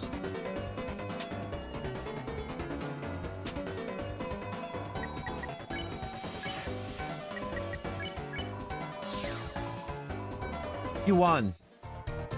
You paid for $35 from his pockets.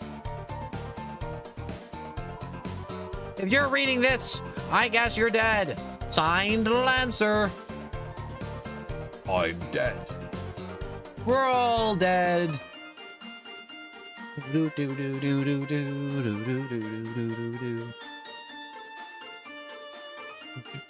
do do do do. Oh, this is such a banger. Oh, why does he cook every time with the music? The bear. You can't just punch me in the heart like this.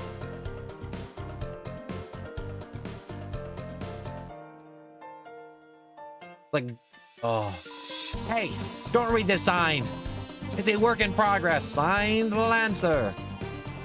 Aren't you working on it, Lancer? Ho ho! If it isn't my 2 favorite people. Like, you guys aren't even in my top 5. Lancer, where's Susie? You mean the purple girl? Ho ho! You fools! You're too late to stop me. did you do? Ha ha ha! It was so simple! She beat me up, so I ran away! It's a bit anticlimactic.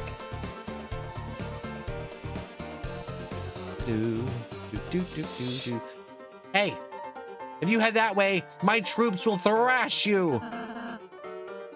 Is that a threat? I prefer to think of it as an invitation. But this way.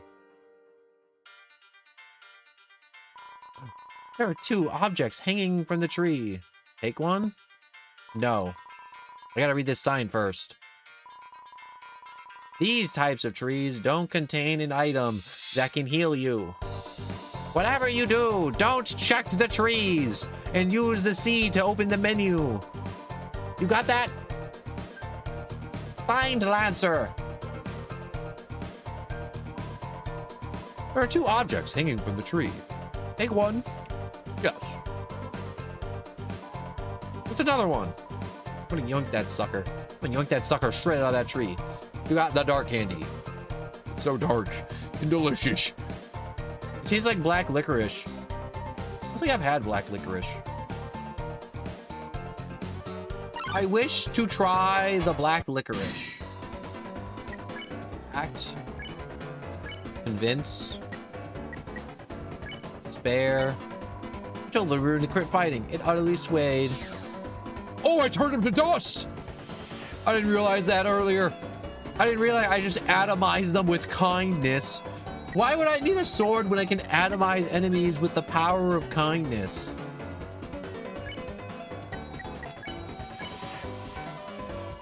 I min-max kindness, and it looped all the way around to utter brutality.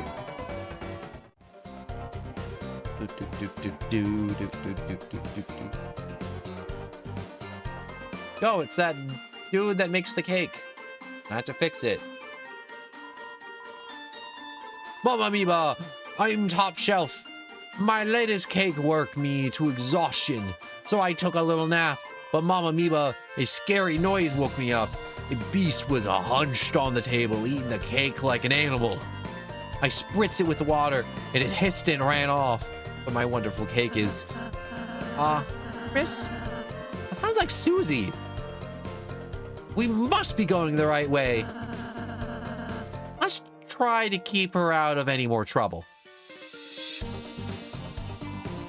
The remains of the cake are still smoldering. Take a piece? Definitely. The broken cake was added to your key item. What? There's clearly more cake there for me to pilfer and to loot and to snatch and steal. What are you doing, homie? Oh, you coming to touch me? I'm gonna touch you right back. Come over here touching me. I'm gonna touch you. Prepare to be atomized.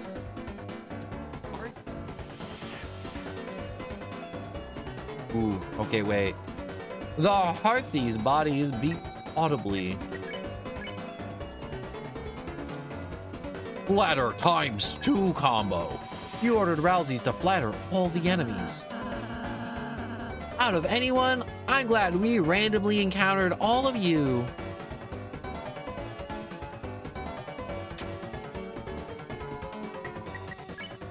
We double spare combo. Reduced to atoms. I used the stones to destroy the stones. I don't know why that popped in my head. Don't question it. All right. All you need to know is that we used the stones to destroy the stones.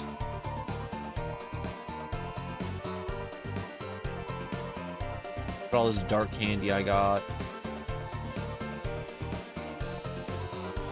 Check the clock.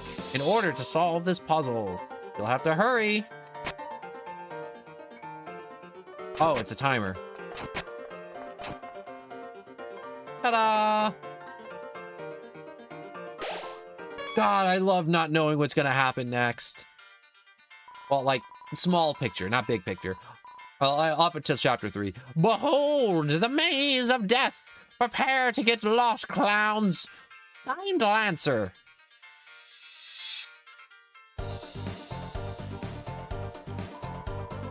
Feeling lost yet? You must be utterly helpless amongst these twists and turns.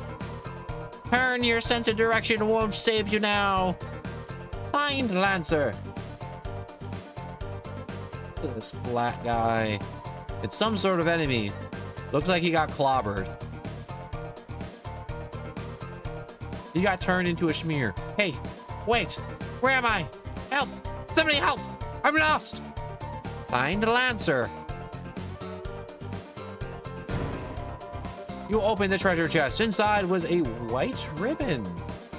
You put the white ribbon in your armor. That ribbon is armor, Chris. It increases defense. Why don't you try wearing it in the equipment menu? I think it'll look good on you.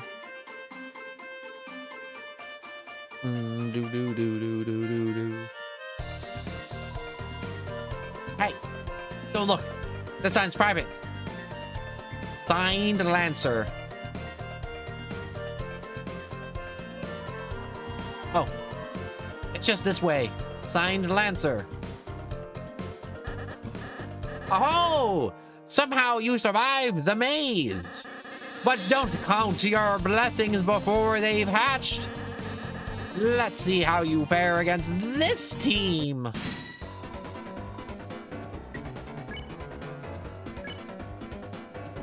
Let's do one flatter, followed by a defense. You told Healthy its teeth look like knives. Begins to think about it.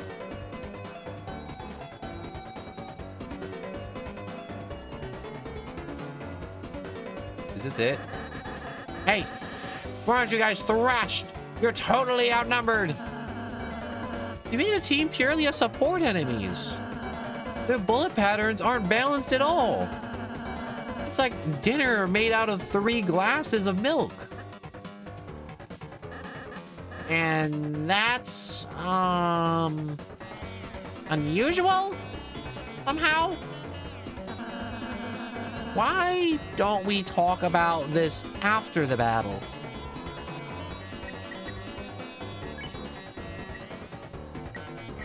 Alright, we act, we flatter, we spare.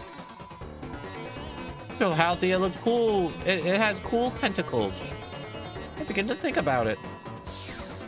Halsey spared one. Do I even need to move? My victory is ensured. None can stop my wrath.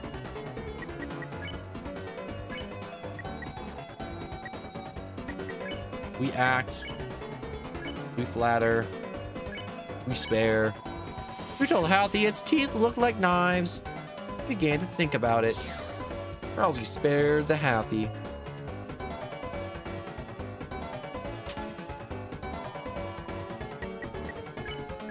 We spare with the double spare combo. Great job. Great job, Chris. We earned 0 XP, but we got 88 bucks. I want to know, is there math in this kingdom? Asking for a friend. Sweet! How much do I get? Lancer, you don't get anything. You lost, Lancer. You don't get any. Oh. Can I have some of yours? No. Fine. Later, losers.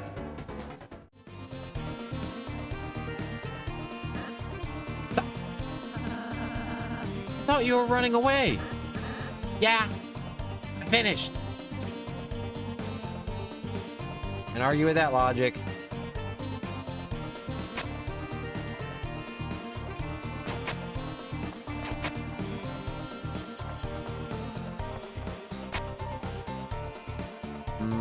I think I need 3. I don't got 3. Oh, open, you stupid door. Oh, great, it's you guys. Susie, we were ever so worried about you. You get past those spikes before. Walk through them. But this door sucks. Aw, don't worry about it, Susie. It'll open after we solve the puzzle over there. Nice. Tell me when you finished it. Susie, we need you to finish it. Sometimes proceeding will take all three of us. Furthermore, only Chris can seal the dark fountain. So, you don't accompany us, you won't make it home. So you're saying I have to stick with you guys? Yup.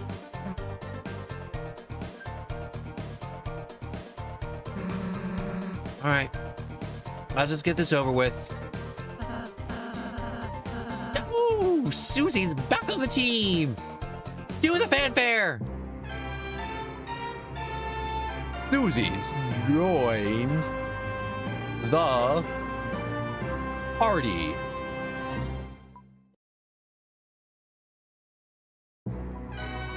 Susie's follows at a distance, such that no one can tell he's associated. It's fair.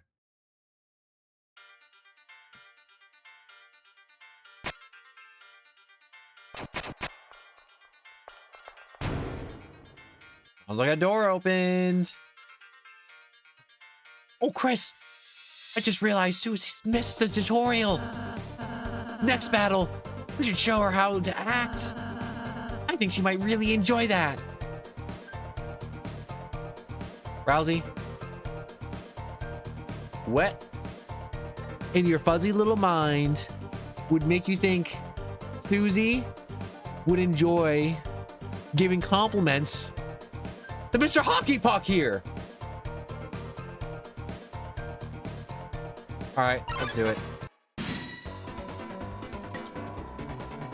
The round attacked violently. You recall Rousey's advice to include Susie in an act.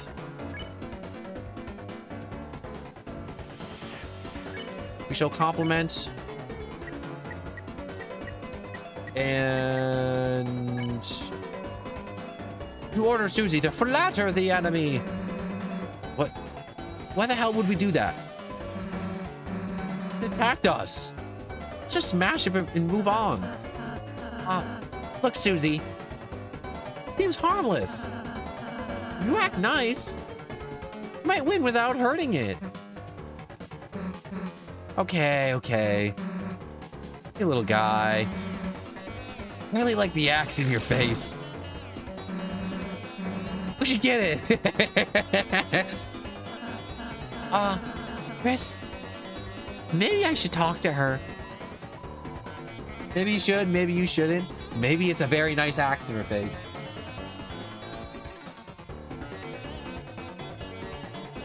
The enemy can't read your mind if you are using its Sun Tzu. What is it's Sun Tzu? I don't get the joke. There's a joke here and I'm not getting it.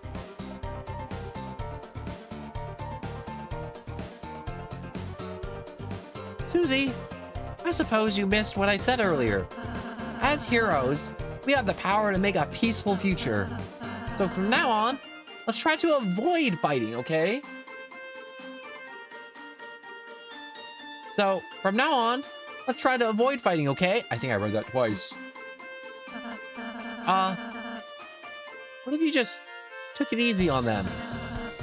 If you weakened an enemy, I can use my pacify spell, which could put exhausted people to sleep. Yawn. Yeah, you talk is already doing that. You talking is already just doing that. But why do I do that? Well, just think about it. We might have to warn enemies about her, Chris. Don't do that. It's extra work. Susie the violent tormentor is now your ally. Power of Mean Girl shines within you. Hell yeah, Mean Girls! Sun Tzu, the guy who wrote The Art of War. Welcome, traveler. Talk. The lighthouse, lightener of the kingdom. About yourself. The name seems pronounced Sean. And this is my little Sheen. See, over the years, I've collected all odds and ends. Of course, I'm not attached to any of it. It's just a hobby of mine. Around here, you learn to find ways to pass the time, or you go mad like everyone else. Wait a second.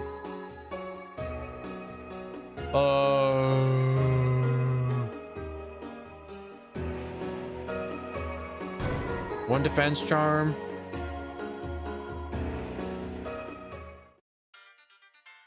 And exit. Equipment.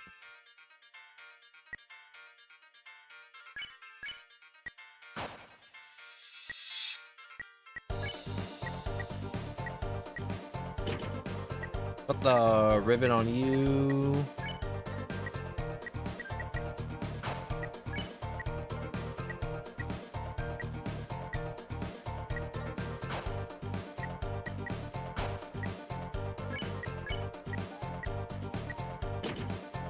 And amber card. Items. Tours. Hey kid, you wanna buy a tutorial? Only 50 dark bucks. No. Did I say 50? I meant it went on sale. Yeah, 20 dark dollars. Nah. One dark dollar. Please, I need this right now. Nah. Spiral. Excuse me, sir. I think I have $1. Is it dark? Yes? Perfect. Right this way, gentlemen.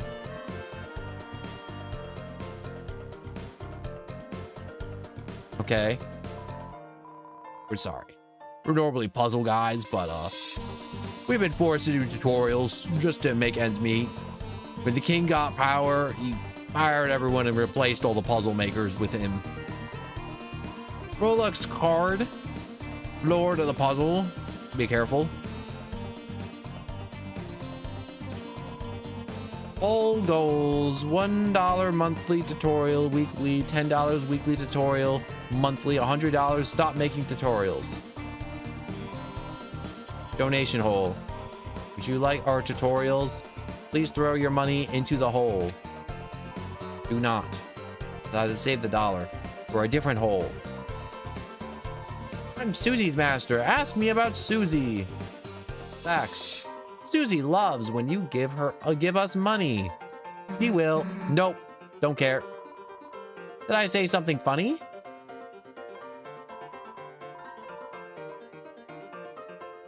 What about attack? Susie always attacks the foes on top. She'll smash them with a crushing chop. She always strikes at the first thing she sees. Oh no. Oh no. She's looking at me. I'm Chris's master. Ask me about Chris. It's a good idea to give us bucks. It makes you happy. It fills you with lux. Over there is our donation hole. We had a box. Got stolen. Dang, ripperonis. I'm Rousey's master. Ask me about Rousey. Rousey loves when you give us money. He will hug you and call you honey. Hey, that's not true. You don't need to give me money to get me to do that. I'm Rousey's master. Why don't you ask me? Pacify. Rousey spells called pacify. Use it on babies before they cry. What? It safely removes a tired enemy from combat. What if you're fighting a baby? What do you do? I'm a TP master. Ask me about TP. Secret.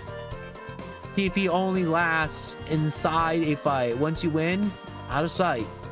Having extra feels unbearable. No point in saving it. It's straight up terrible. But leftover TP turned into extra money at the end of battle. You mean I only should have been using 1 square?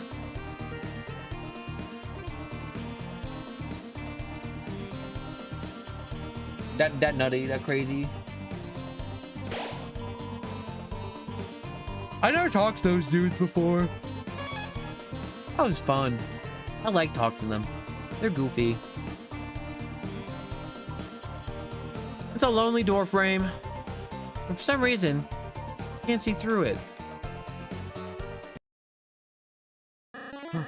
Well, flip my flapjack. The clowns are back in town. Well, bad news since you last saw several minutes ago. I've created a brand new fighting team ready to stop you. Not even the purple girl can stop me now. Oh, are you ready to be... All right, stop. Stop talking. Ho, ho, ho? What is that? What are you even saying that? Ho, ho, ho? It's my evil laugh. Scary, right? Sound like a baby Santa Claus. You mean like in a badass way? Shut up.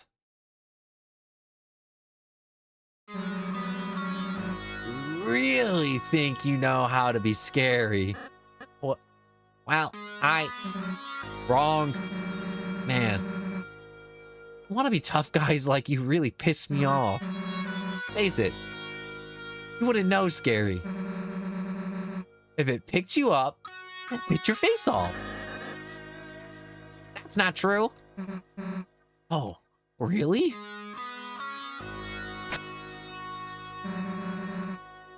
Then why don't we prove it? Let's start with the part your face gets bit off. And then cue maniacal laughter.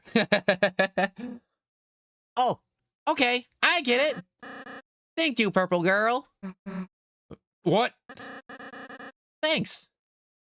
It was kind of you to teach me how to be scary. With an amazing evil laugh. Hey, I wasn't. And now... you're going to be thrashed. Merry Christmas. I guess that's kind of an improvement. A board of jigsaws block the way.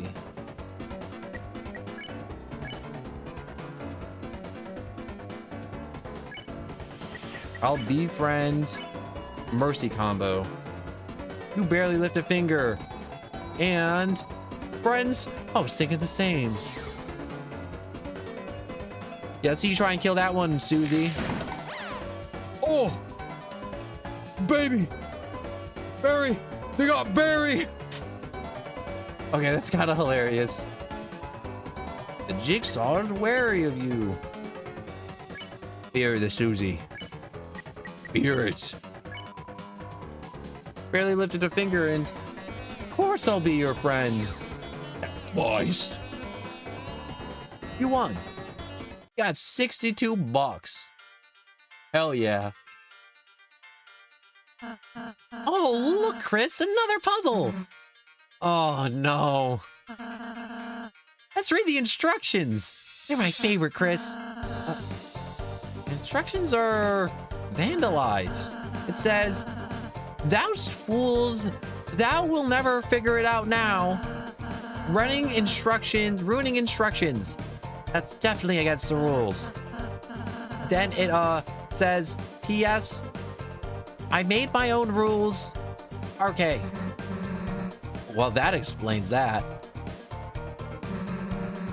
Why don't we just climb over the spiked fence? Because we'd get impaled and die? Ooh. I'll work on that and you can do the puzzle. Try your best, Chris. Is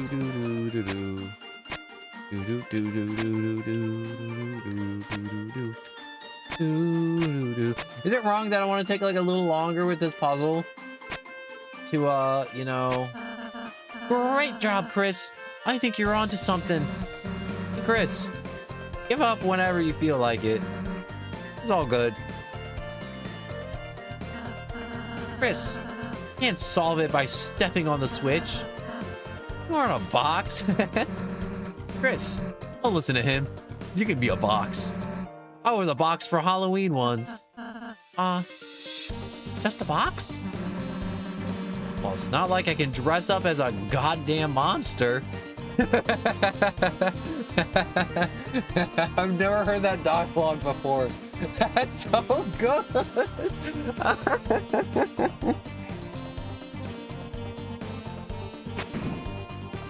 Ta-da! Woohoo! You did it, Chris. Great job. Damn. Didn't get impaled yet. Oh well. Come on, chumps. Good job, Chris.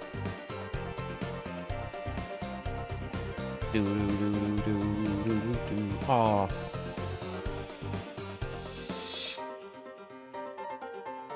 What's up here? The puzzle. Form the order of the rooms in the card castle. Of course, if you haven't been there yet, you won't know it.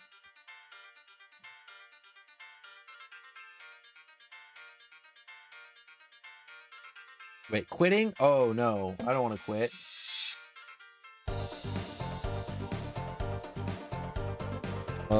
Deltarune.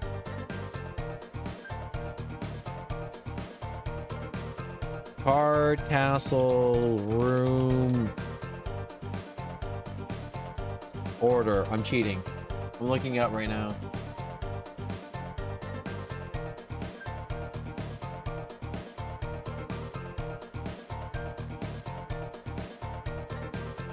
All right, it says Diamond Heart Club Spade.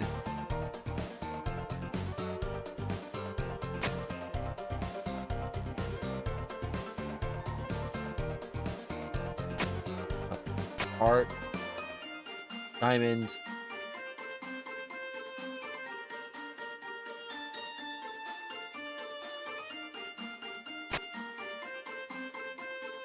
club, switch, spade. Huzzah! Hooray for cheating! I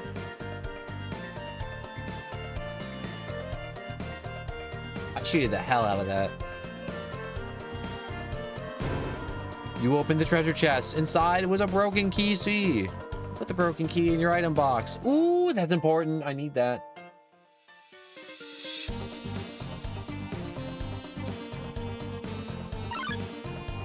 You wanna fight me? Bring it on. Actions. I warn you. I'm just a normal person.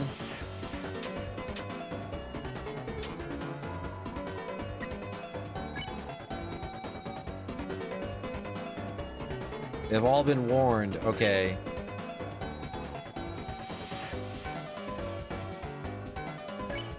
Will convince. Fair.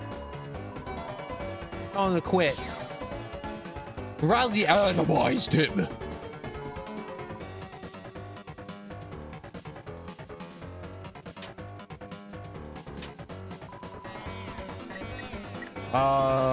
Action. Ladder. Fair.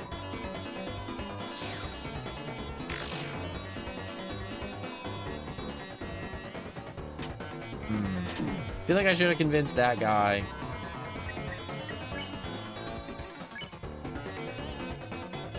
Convince. Fair.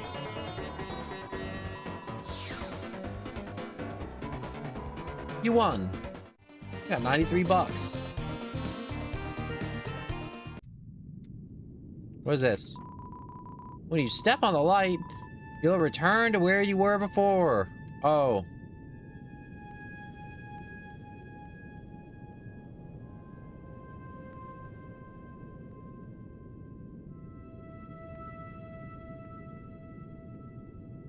Is there? What is that? No, no, no, no, no, no, no, no. Oh.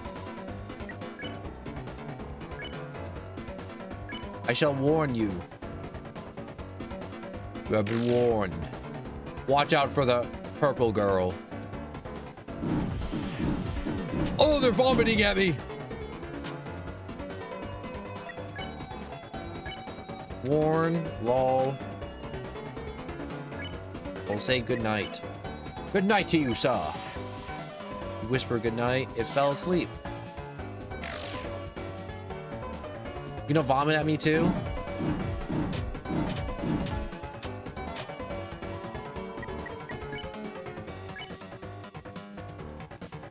We'll say goodnight, and then we'll spare. I like that they turned to pawns. I like that everything in the first Dark World is just stuff that you find in the closet at school for like rainy day stuff, like cards, but they're like missing a few cards, or like missing chess pieces and checkers and a stuffed toy and just like normal stuff, you know?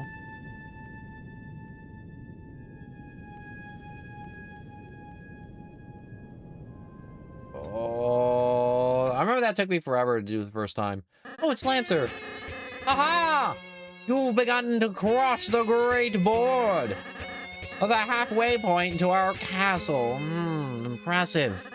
So, the shame.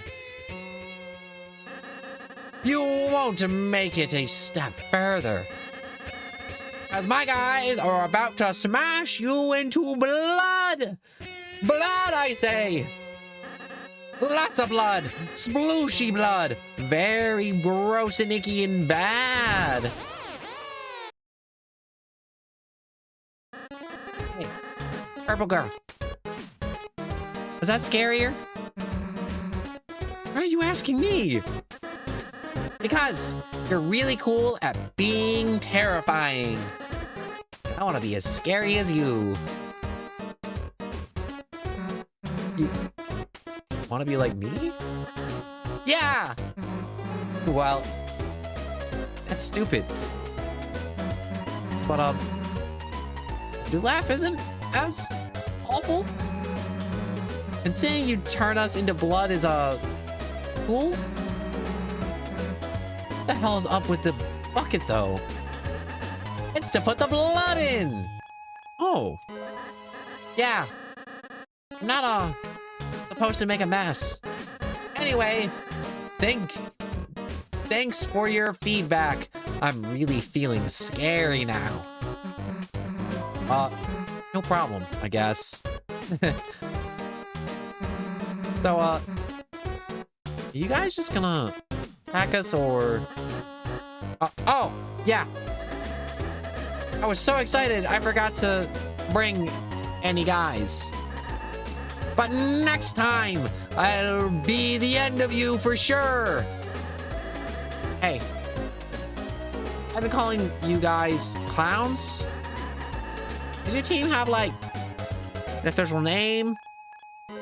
Or something? Oh, Chris, we should come up with a name. No, we shouldn't. Then, it's decided.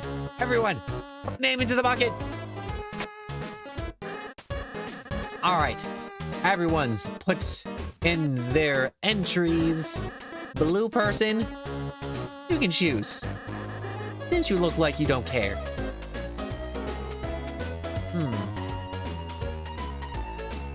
I think I chose Lancers. I chose the neat one. I want to choose the crumple one. You take the crumple up piece of paper. You open it up. Okay, and your name is... Huh? I don't think I'm allowed to say this one.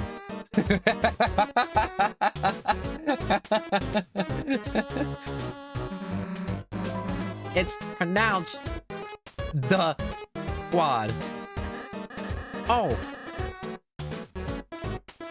I'm not allowed to say tier 2 swear words.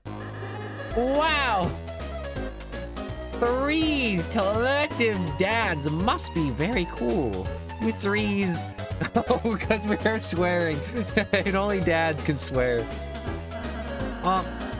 We perhaps consider a different name? Rousey. You don't have to be in our squad. Yeah! How about I be in the squad?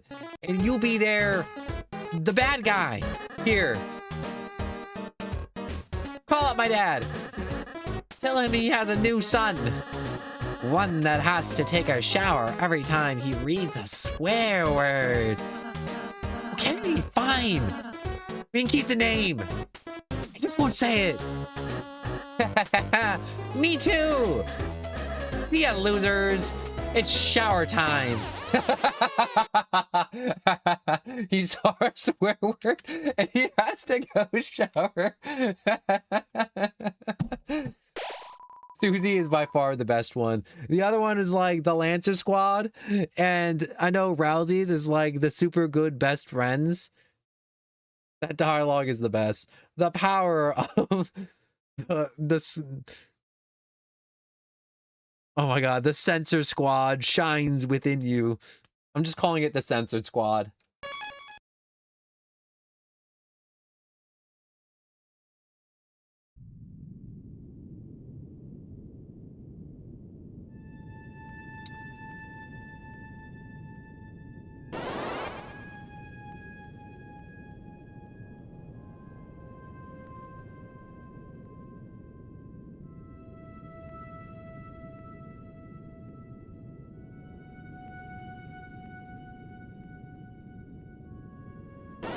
Oh, dang it.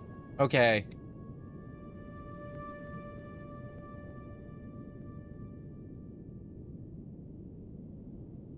We're just going one square at a time. Slow and steady. Will win us this race. Oh my god, this is so slow! I want to be done. Let me on the other side. No, I was there. I threw.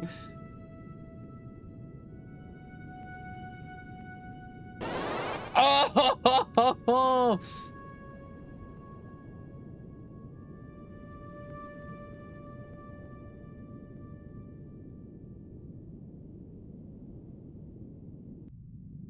Oh!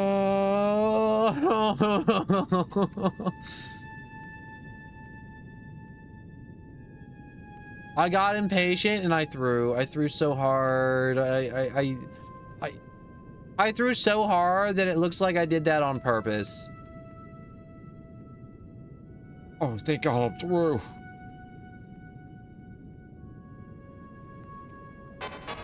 Come and fight me, losers. Act. Warn. Watch out for Susie, little pawns.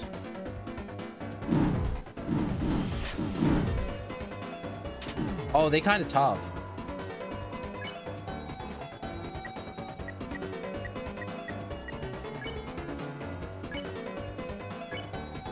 We say good night, and then we atomize with a spare.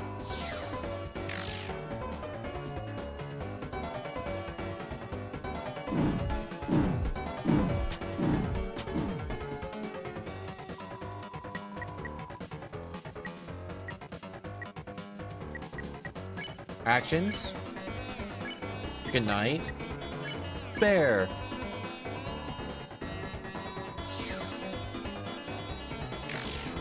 Also, I don't think I'm very good at dodging.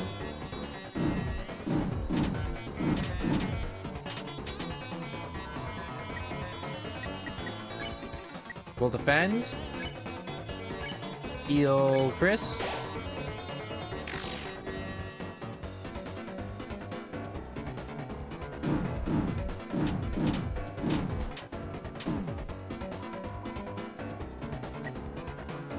Actions.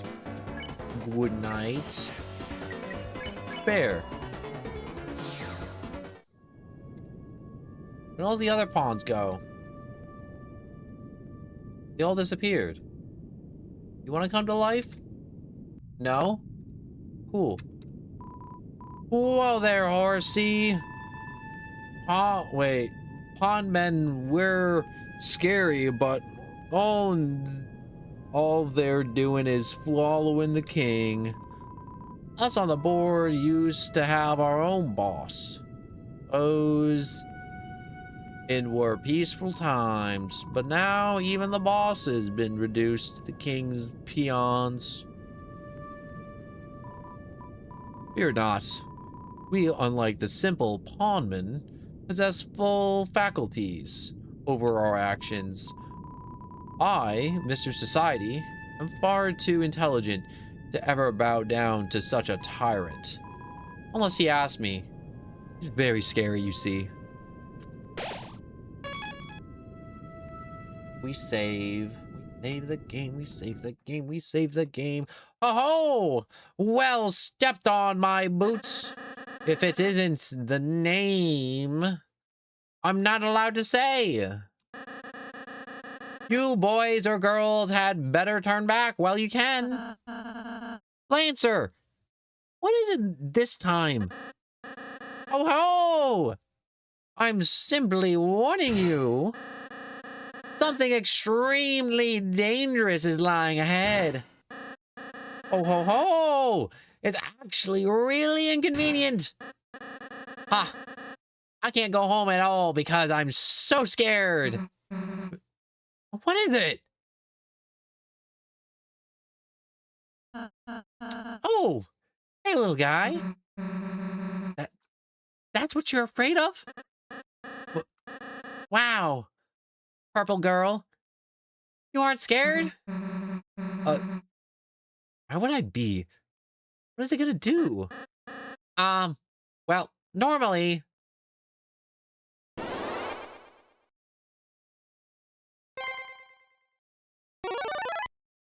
Oh. Oh.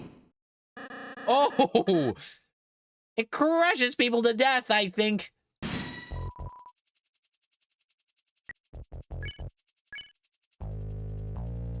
I shall warn you to avoid the girl.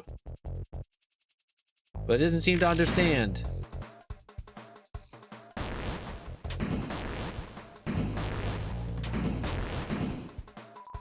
Look at that.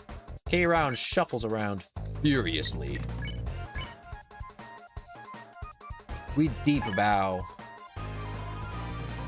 K-Round bowed back. Its crown loosened. That's it, Chris. If we can get its crown off, it should turn back into a little guy. Susie, help us bow at it. Nah. Crown will come off. I'm gonna smash this guy to the ground.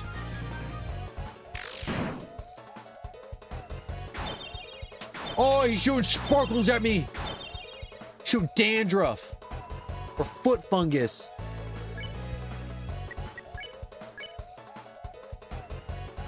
Actually, I think it's more like athlete's foot.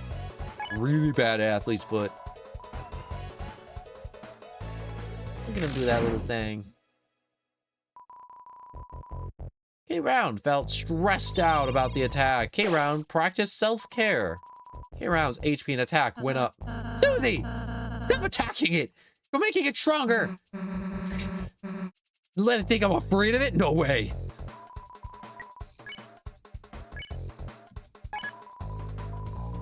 K-Round bowed back. Crown to loosen some more. Ow. Ow. Crown is 60% loose.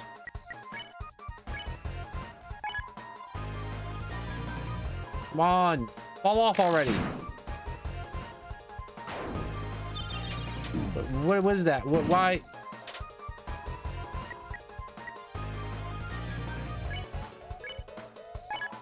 Deep bow. Bowed back.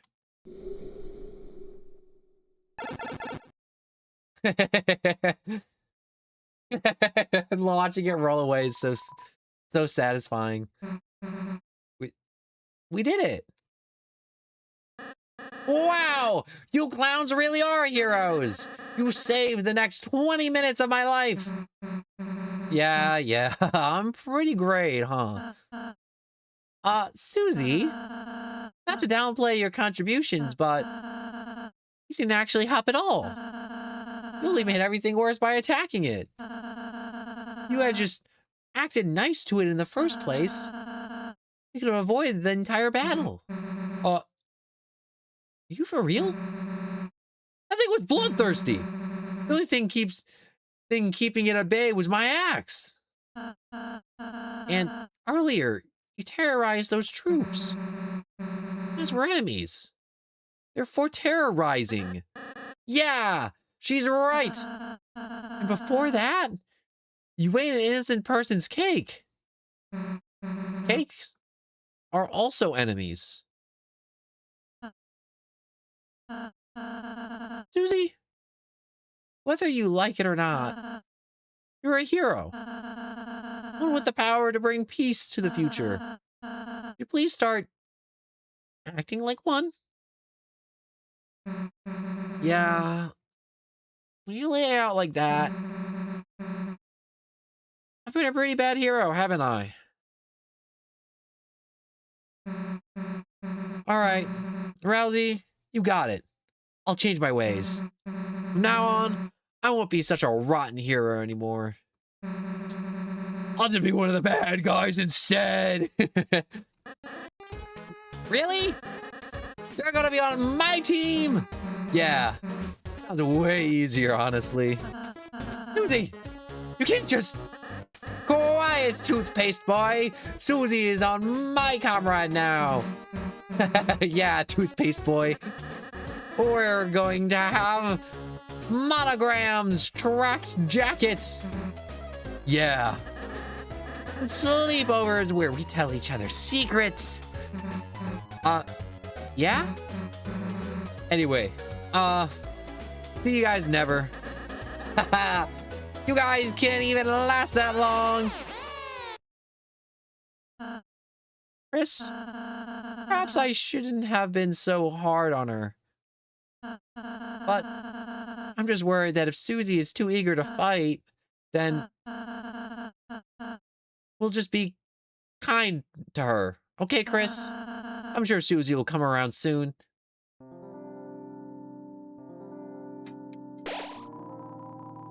The blocky foliage grows thicker above your head. The power of the forest shines within you. Save.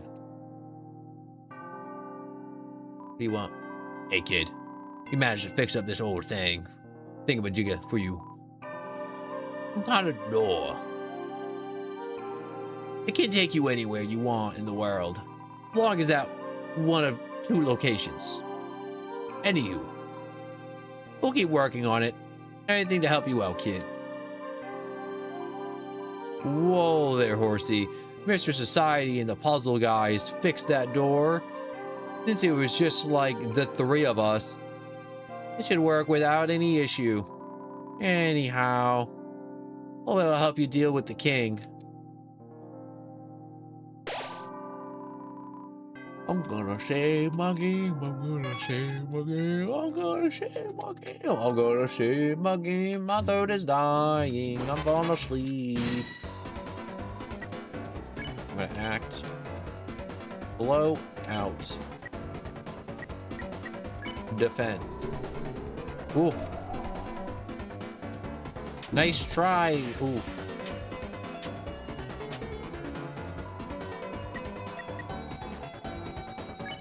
Bear.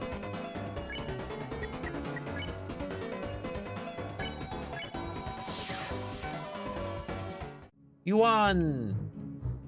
I got an idea. What if I go back and heal up?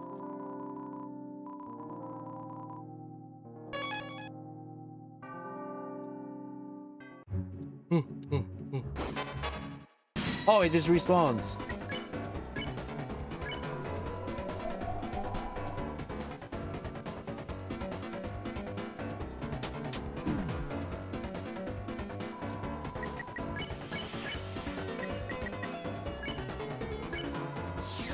I think I just messed that up. Bum, bum, bum, bum, bum, bum, bum, bum. Susie! Lancer! Well, if it isn't the so-called... Oh, I messed it up. Are you finally ready to see what happens when you try to act soft? against a team that crushes any in their way. Dark Jack Lancer. Violent Axe Susie. Together we are the Dark, oh god, squad. What's your evil plan? Dude, we just formed our team. We haven't done anything past our intro yet. I got a little patience, please. Oh, sorry. We're looking forward to the rest. Well, we won't have to look forward for long. Starting now, we're going to work ceaselessly, unstoppably, to make an evil plan to thrash you clowns. Watch your backs. And your fronts.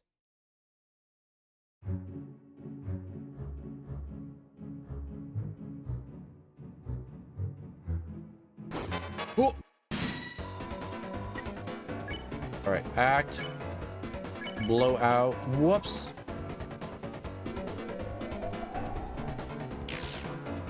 Miss.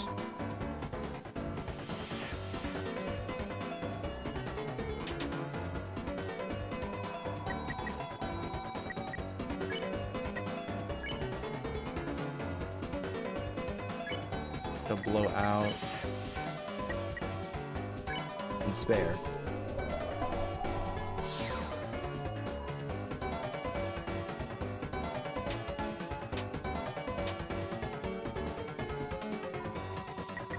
And not attack, spare.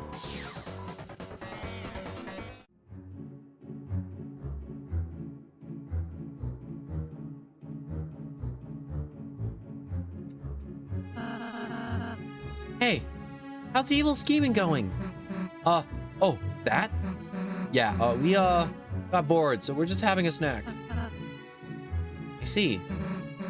Come on. All I ate for breakfast was chalk. I didn't even eat anything. Sorry.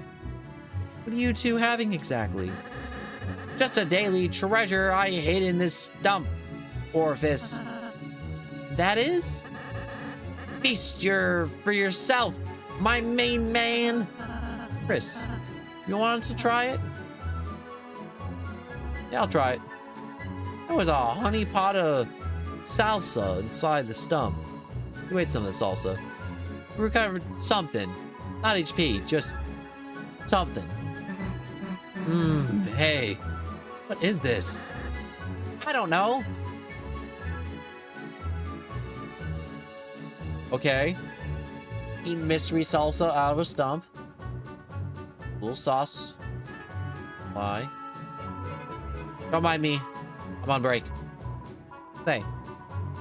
Help me. I need to get something for my friend Clover's birthday. Her only interests are sports, cute boys, and trees. Maybe I'll just get her a card. Cute boy, trees, and cute boys. Wait, what was the first one? Maybe money or something. Do.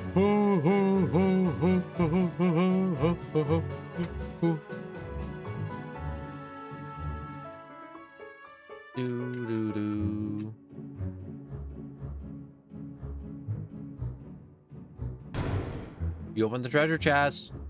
Inside was Ragger. You put Ragger in your weapons. I don't know what that is.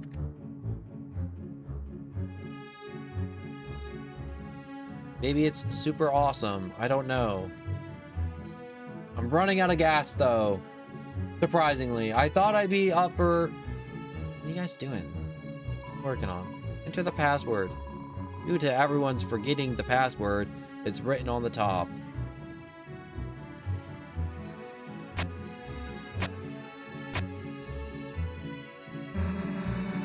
Then add a mustache over there. Hee. Like this? Yeah, that's perfect. How's the scheming coming along, you two? Hey, don't look, spoilers, dude.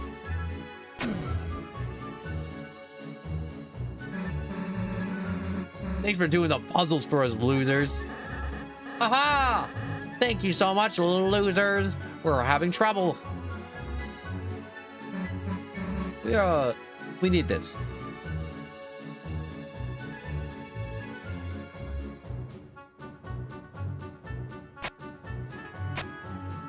Is it the same password? No. Wait, diamond. I'm gonna fight this guy.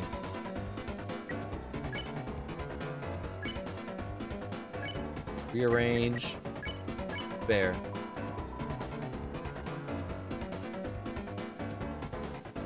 Press C to choose.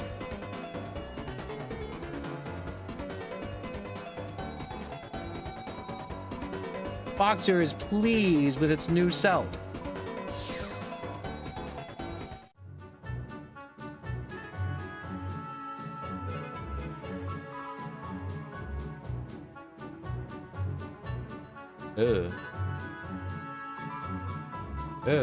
Huh?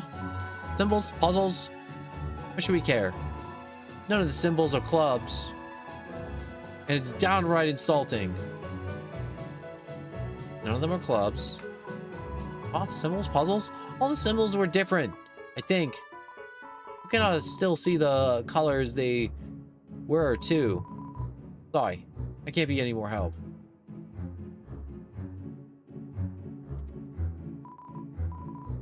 Okay, came by. What a hunk.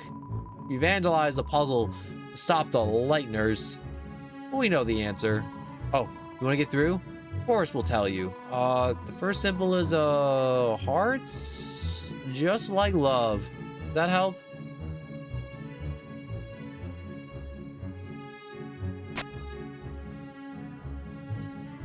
So it's diamond, heart, club, diamond. Huzzah! I figured it out.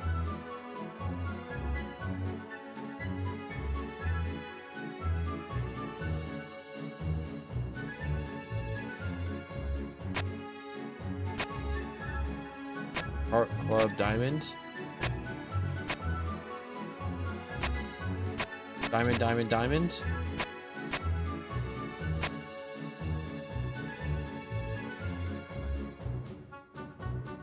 Wait. Club.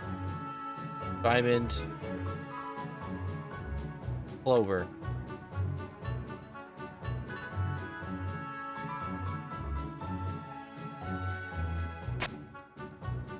Club, diamond. Switch. Switch that. Switch. You opened the treasure chest. Inside was a dice brace. The dice brace in your armors. What's up with these, like, teeth? How about break the box for bracelets? Bow bow. It'll boost your defense. The king wants to eliminate Lightners, but we don't agree with that. We escaped, but the others were arrested. That can get very annoying very quick.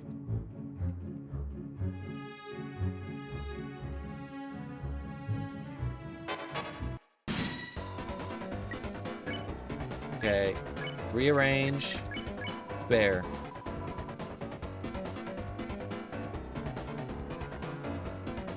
Behold your new beautiful body. Look at that sexy bod.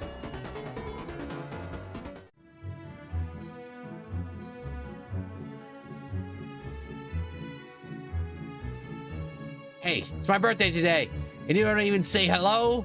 That's fine, actually. Stop and say hi, folks. Shut up. They don't deserve us. Hey, calm down, you two. Let's celebrate my birthday. Yeah, get ready to hurt. I'm so sorry about this. I like how I'm talking. I just see here Mermaid Man having a senior moment screaming about the evil.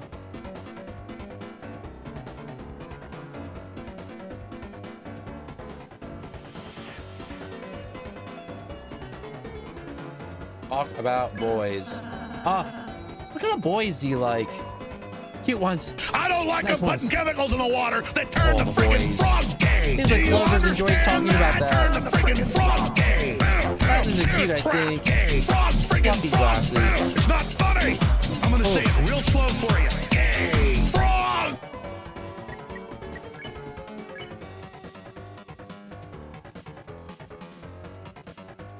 He likes cute things, I think, so we have to talk about trees. And defend. You brought up the topic of trees. Clover seemed happy. I love the smell of trees. Me too. Pollen makes me, sure. I don't like how they finished that sentence about how pollen makes them feel. Also, those frogs are indeed getting pumped full of chemical. I think we talk about animal now. And defend again. Topic of animal. Clover didn't seem to care.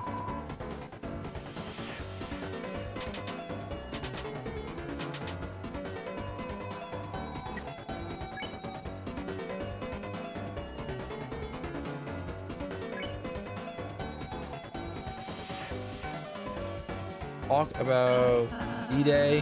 What would you like for your birthday? Have a nice chat. A gift. Seems like you should talk about something else.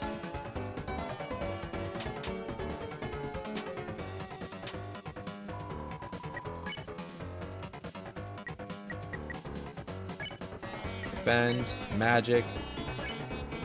Pacify.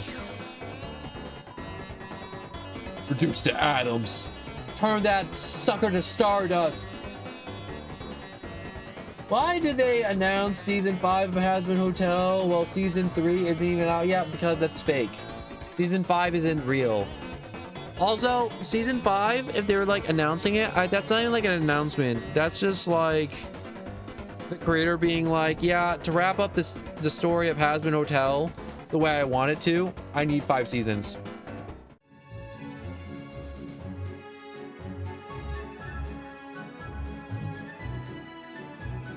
Well, that's probably the contract they made then, because that's what the creator said. She was like, I need 5 seasons. I need at least 5 seasons to tell the story I want to tell in the manner in which I want to tell it, with proper pacing and story and musical numbers, because she likes musical numbers. What do I need?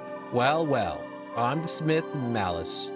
I can fix any weapon or armor. I can even fix you. Well, whatever. Fix me. Your body is a weapon too. I'll take care of it from time to time. Feel my technique. Somehow everyone's HP was restored. Well, don't feel better after a nice massage, huh? I do feel better. Should I take a break because I feel sick, or should I just power through to the end of the chapter? What should I do? I feel sick and my throat hurts like hell, but that's not going to get any better. I don't want to lose my throat, but I want to do more Deltarune tomorrow. But I don't know which one I want to do. I want to keep streaming. I've only been here for 4 hours, and that sucks. I'm not even through chapter 1, and there's 5 chapters. But then again, I want to go slow, and I have been going slow, and I've been enjoying Deltarune immensely. Also, Godzilla, if you're still there, if you see anyone posting Deltarune spoilers, just time them out. Just time them out. I don't want to see them. I don't want to see them. I don't want to see them anywhere.